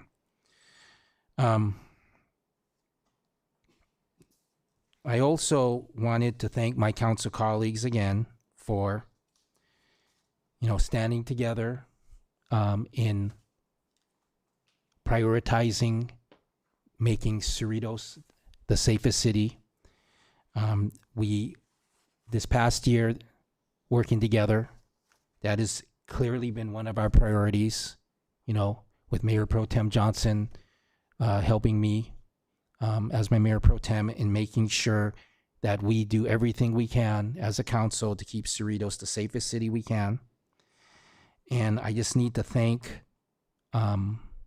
city staff, our public safety manager, Ryan Carey, and our captain, Drew Strong, because it needs to be said again, it needs to be said that this city council over the last year has part 1 crimes from for the 2025 compared to 2024 went down 29%. Our city is a safer city. And residential burglaries for the year we've been together, 2025, compared to before this council got together, residential burglaries went down 37%.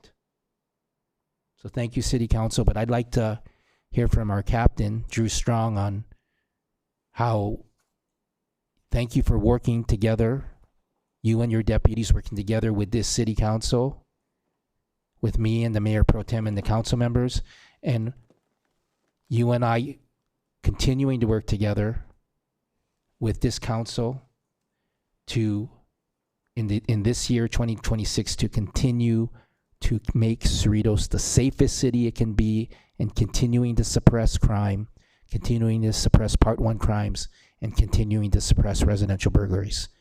Can you give us an update, please, and a recap? Captain Drew Strong. Sure, sir. Thank you for the question. First, I want to start out by saying thank you to council for all the support. I'm just going to read a couple things that you guys have done with us to help combat residential burglaries. 1, we changed burglary audible alarms to priorities, reducing the response time by 50% from 14 minutes, and the last one I just had updated was under 8 minutes. So we've been able to get these priority calls to under 8 minutes right now. Our special problems team with the sergeant and 6 deputies are still performing checks in residential areas and areas that are hit hardest by residential burglaries. $50,000 was allotted for additional patrols to combat residential burglaries. 3 full-time security officers were hired. Phase 1, 2, and 3 of the ALPR cameras have been completed and installed. They're reading plates, and we're taking bad guys off the street with them and using them for investigations as well. Deputies have been through drone training. We have multiple deputies at the station that are drone operators, and we're one of the few stations to have drones. We placed a deputy back in the neighborhood watch program who's assisting with that. They're taking an aggressive approach to combat residential burglaries by informing the community of methods to harden targets. We're continuing on with the Green Bar Initiative that's educating the public as well on how to harden the target. Major Crimes Bureau has done operations in the city and helped apprehend some burglars. Also, LA Impact has done some operations in the city and apprehended burglars. Pharmacies, which were hit hardest, if you guys remember, by burglaries. We've had some pharmacies that were hit 2 or 3 times. We've entered those into the system as what we call a hazard hit. So Deputies are alerted when those are hit, when those audible alarms go off, and we respond there expeditiously. We have been able to apprehend some burglars by the use of that. And also, we appreciate you guys having Monair Security place the ALPR trailers in certain areas of the city to help combat residential burglaries. So currently, we're down 43% year to date from 46 the year prior to 26 currently. We're moving in the right direction. I'm very proud of the deputies. This is a testimony to their hard work as well. They've put in a lot of hours and additional hours, and sometimes many times they're coming home late to their families and working additional shifts. So my hat's off to them and also to you guys. Thank you for all the support. Thank you, Captain Drew Strong. And I pointed out the statistics that your Cerritos Sheriff Station sends out on crime in Cerritos, including Part 1 crimes and residential burglaries. And, it showed that we had a significant reduction in crime this past year, 2025, compared to 2024. Like I said, 37% reduction in residential burglaries. And then now you told us the good news that so far this year, we're seeing a reduction from last year. That's what I heard from you, right? That is correct, sir. Yeah, 43% this year. Thank year to you. date. Thank you. So we owe the city council and the residents and the businesses, we owe a debt of gratitude to you and the deputies for keeping Cerritos safe. That's a promise this city council, as long as we're here, that's a promise this city council is always going to prioritize keeping Cerritos safe. I asked for council consensus that I would like the city council to send a letter of thanks for the hard work to each of the deputies for putting their safety on the line for this city and for the residents and the businesses. I asked for council consensus for the city council to send a letter of thank you to each and every deputy of our Cerritos Sheriff Station. I concur. May I add on something also? Can I? May I? Please. Also, maybe to the neighborhood watch captain. Would that be possible? Yes, I'd like to, I give you consensus on that.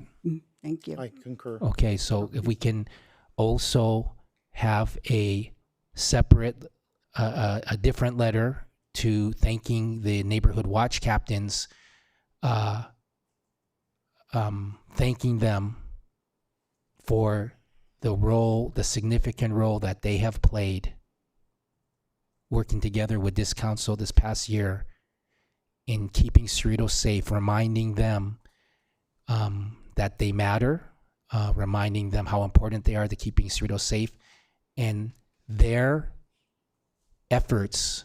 Please let them know, because of their efforts as neighborhood watch captains, please remind them of the percentage decrease in crime from 25 to 24, and then also share with them the good news that Captain Drew Strong shared, that already this year we're seeing a significant decrease in crime compared to last year. I'd like to give them that information on how their efforts as neighborhood watch captains is paying off in reducing crime. Thank you for that addition of thanks, Councilmember Hong. So I... excuse me, is Captain Drew Strong have any report? Do you have more report Thank you want you, to add thank on? you, ma'am. I just wanted to point out one more thing too. I think we forgot to recognize the volunteers on patrol. They were crucial in this as well. They do patrol checks. Thank you. We're a team. We need to work together to make sure that everybody that was involved in making Cerritos the safest city it can be.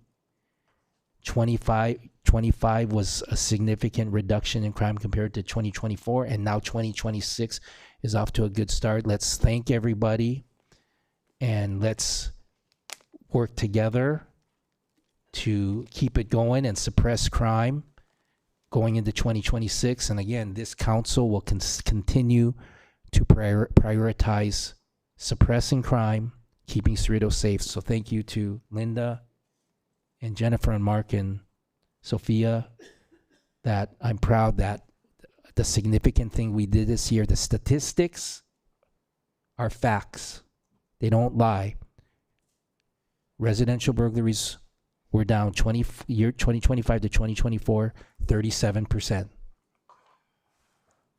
So working together with the captain and the deputies and his leadership and the neighborhood watch captains and the volunteers on patrol, Cerritos is a safer city this year compared to over a year ago. And we're going to keep it going. Okay, Captain? Yes, sir, we will. Okay. And we are one of the few cities, it might be, you can maybe count them on one hand. We are one of the few LA County cities that has given our residents additional access to deputies by having a virtual deputy program, as well as having an active drone program that the drones assist the deputies on the ground, helping the deputies stay safe by providing additional eyes in the sky. And again, this council is why we have that unique status of being one of the few cities, might only be 2 or 3 in the county, of 88 LA County cities that has a virtual deputy program and a drone program. Okay, so I also wanted to share that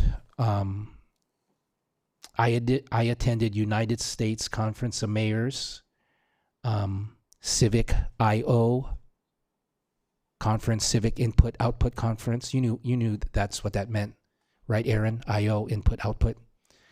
So I attended that and brought back a lot of good information about artificial intelligence in local government, and I'm sharing that with the city manager.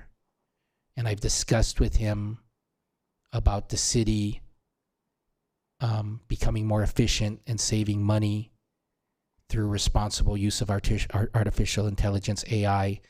And that discussion, I was able to be more informed about that discussion by my attendance at the United States Conference of Mayors, Civic I/O. And one thing they talked a lot about was Gemini, Google's Gemini. And we're going to continue to have this conversation because we need to be efficient. We need to not be wasteful of our taxpayer dollars. And we need to explore AI and the responsible use of AI so we can save money. And then I also attended the National League of Cities Congressional City Conference in Washington, D.C. I was glad to be a Cerritos Team Cerritos, with Councilmember Jennifer Hong and City Manager Robert Lopez, and we learned a lot at the sessions. We learned about AI there and other things. We met with our senators. We met with Senator Padilla and Senator Schiff. I think Councilmember Hong has some good photos. And then we also had a private sit-down talk with Congressmember Derek Tran and his government affairs person, his government affairs staffer. And quick recap, because of the efforts of this city council and because of Mayor Pro Tem Linda Johnson and myself going to Washington, D.C. and meeting with our Congress member, 2 years ago, we were able to get $5 million for our Del Amo Bridge project. So thank you for joining me in Washington, D.C. that time. And we got $2 million, $5 million $5 million in federal funding from our Congress member for the Del Amo Bridge project. And then last year, by lobbying or by communicating and advocating with our Congress member, last year, Derek Tran got us $3,150,000 more for the Del Amo Bridge project. So now I'm glad to report that the Cerritos City Council, by working together and advocating for our city, we got already $8,150,000 in federal funding for City of Cerritos infrastructure. So, and I bring that up because, we're going to keep working. The city council is going to keep working to get federal funding for our infrastructure needs. And Councilmember Hong and City Manager Lopez and I went to Washington, D.C. for the Congressional City Conference, and we met with Derek Tran in his office, and we explained to him why we need federal funding for our infrastructure, and we specifically asked him for funding for our C4 well, and we asked him for federal funding for our aging swim center. And we also reminded him that we still need more funding for our Del Amo Bridge project. And, that reminded, we have to keep reminding him of the needs of Cerritos, which is something that the city council hadn't been doing. The city council had not been showing up to our Congress members, to our senators, and letting them know about the needs of Cerritos. That's why the first time that can be remembered that the city of Cerritos got federal funding was for the Del Amo Bridge project for $5 million after Mayor Pro Tem Johnson and I started attending meetings with our Congress members and asking. And you and I talked about this, City Manager, before the $5 million that the City Council got for the first $5 million we got for the Del Amo Bridge project. You were explaining to me how before that, the city, as long as you can remember, the city has not received any other federal funding. That was a yes you mouthed. That's correct. Thank you. So this council is doing something that hasn't been done before, and we've already got $8,150,000, and we're asking for more. And I do need to brag. I mean, I don't want to get anybody in trouble.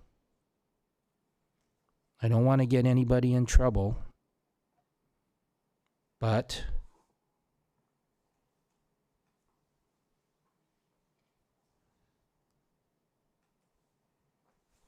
we were told that out of all of the federal funding that was given in Congressional District 45 this year by Congressmember Derek Tran, the city of Cerritos got the highest amount. Isn't that right, City Manager? Yes, that's correct.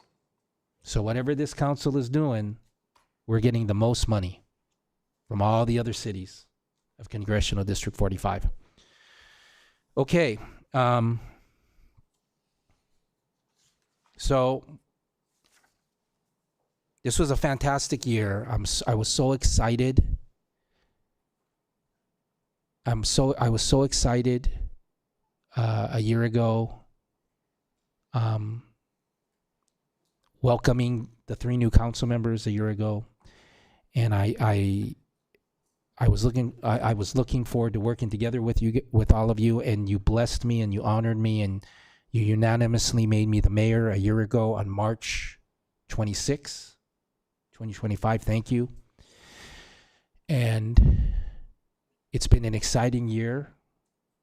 It's been a memorable year, and we got a lot done working together with all of you staff who got a lot done. Just like Captain Drew Strong and the deputies got a lot done. We all got a lot done this past year, more than I could ever remember being a council member since 2017. We got so much together. We all got to get so much done this past year. Thank you to all of you. And I wouldn't change a thing. I would not change a thing. So thank you to each and every one of you for what you did, because I'm so proud of you and thankful to you for making this the fantastic, wonderful, productive year that it's been. I'm saying this, if you guys haven't figured it out, it's my last city council meeting as mayor. Trust me, I'm going to have many more. I'm going to have many more. Can I announce that I'm running for re-election in March 27, or am I not allowed to announce that? Am I not allowed to announce that? You can. Okay, I whatever, won't but announce it then. I won't announce it because I don't want to.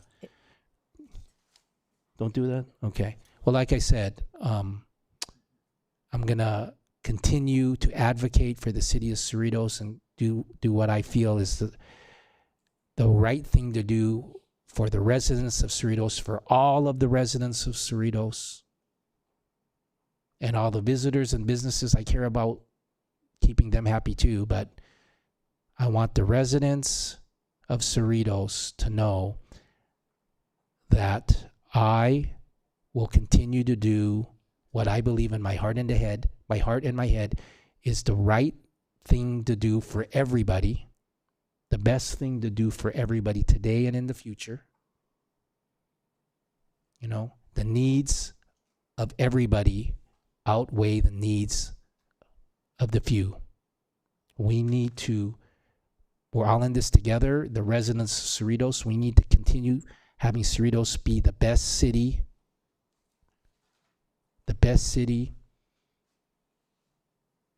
in Southeast LA County, in LA County, and Southern California. The city that people envy or jealous of, the city that other cities want to copy, the city that people want to move into. We need to keep doing that. And that's what this council's been doing. I believe that. I know that. And we're going to keep working together to make Cerritos the best city. As long as the five of us are here, I'm not going anywhere. I'm going to be here, but I'm going to be a council member again. And that's why I appreciated so much this wonderful year that the four of you let me have. Thank you for letting me have this excitement of being the mayor. I look forward to the four of you having the excitement and honor and privilege of representing all of the residents of Cerritos and representing Cerritos as the mayor. I support each and every one of you of having the opportunity of being the mayor. Because when I finally got it, good things come to those who wait. I'm so thankful I was the mayor with you four. Thank you so much. So, this is my last city council meeting as the mayor.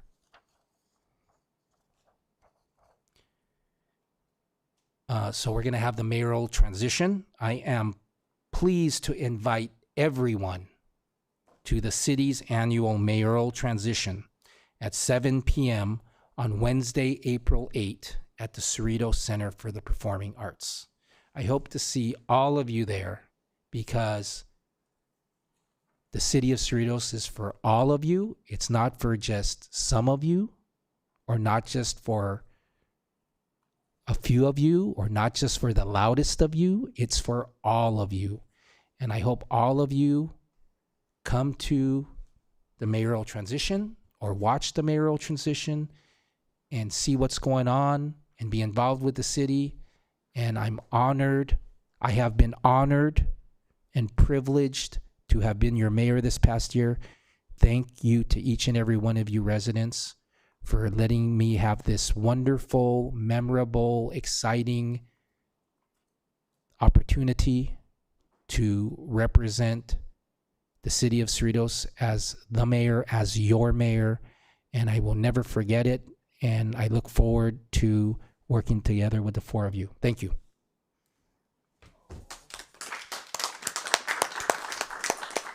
None of that was planned. It just happened. It just happened. Next on the agenda is item 12. City Attorney, will you please announce the closed session items?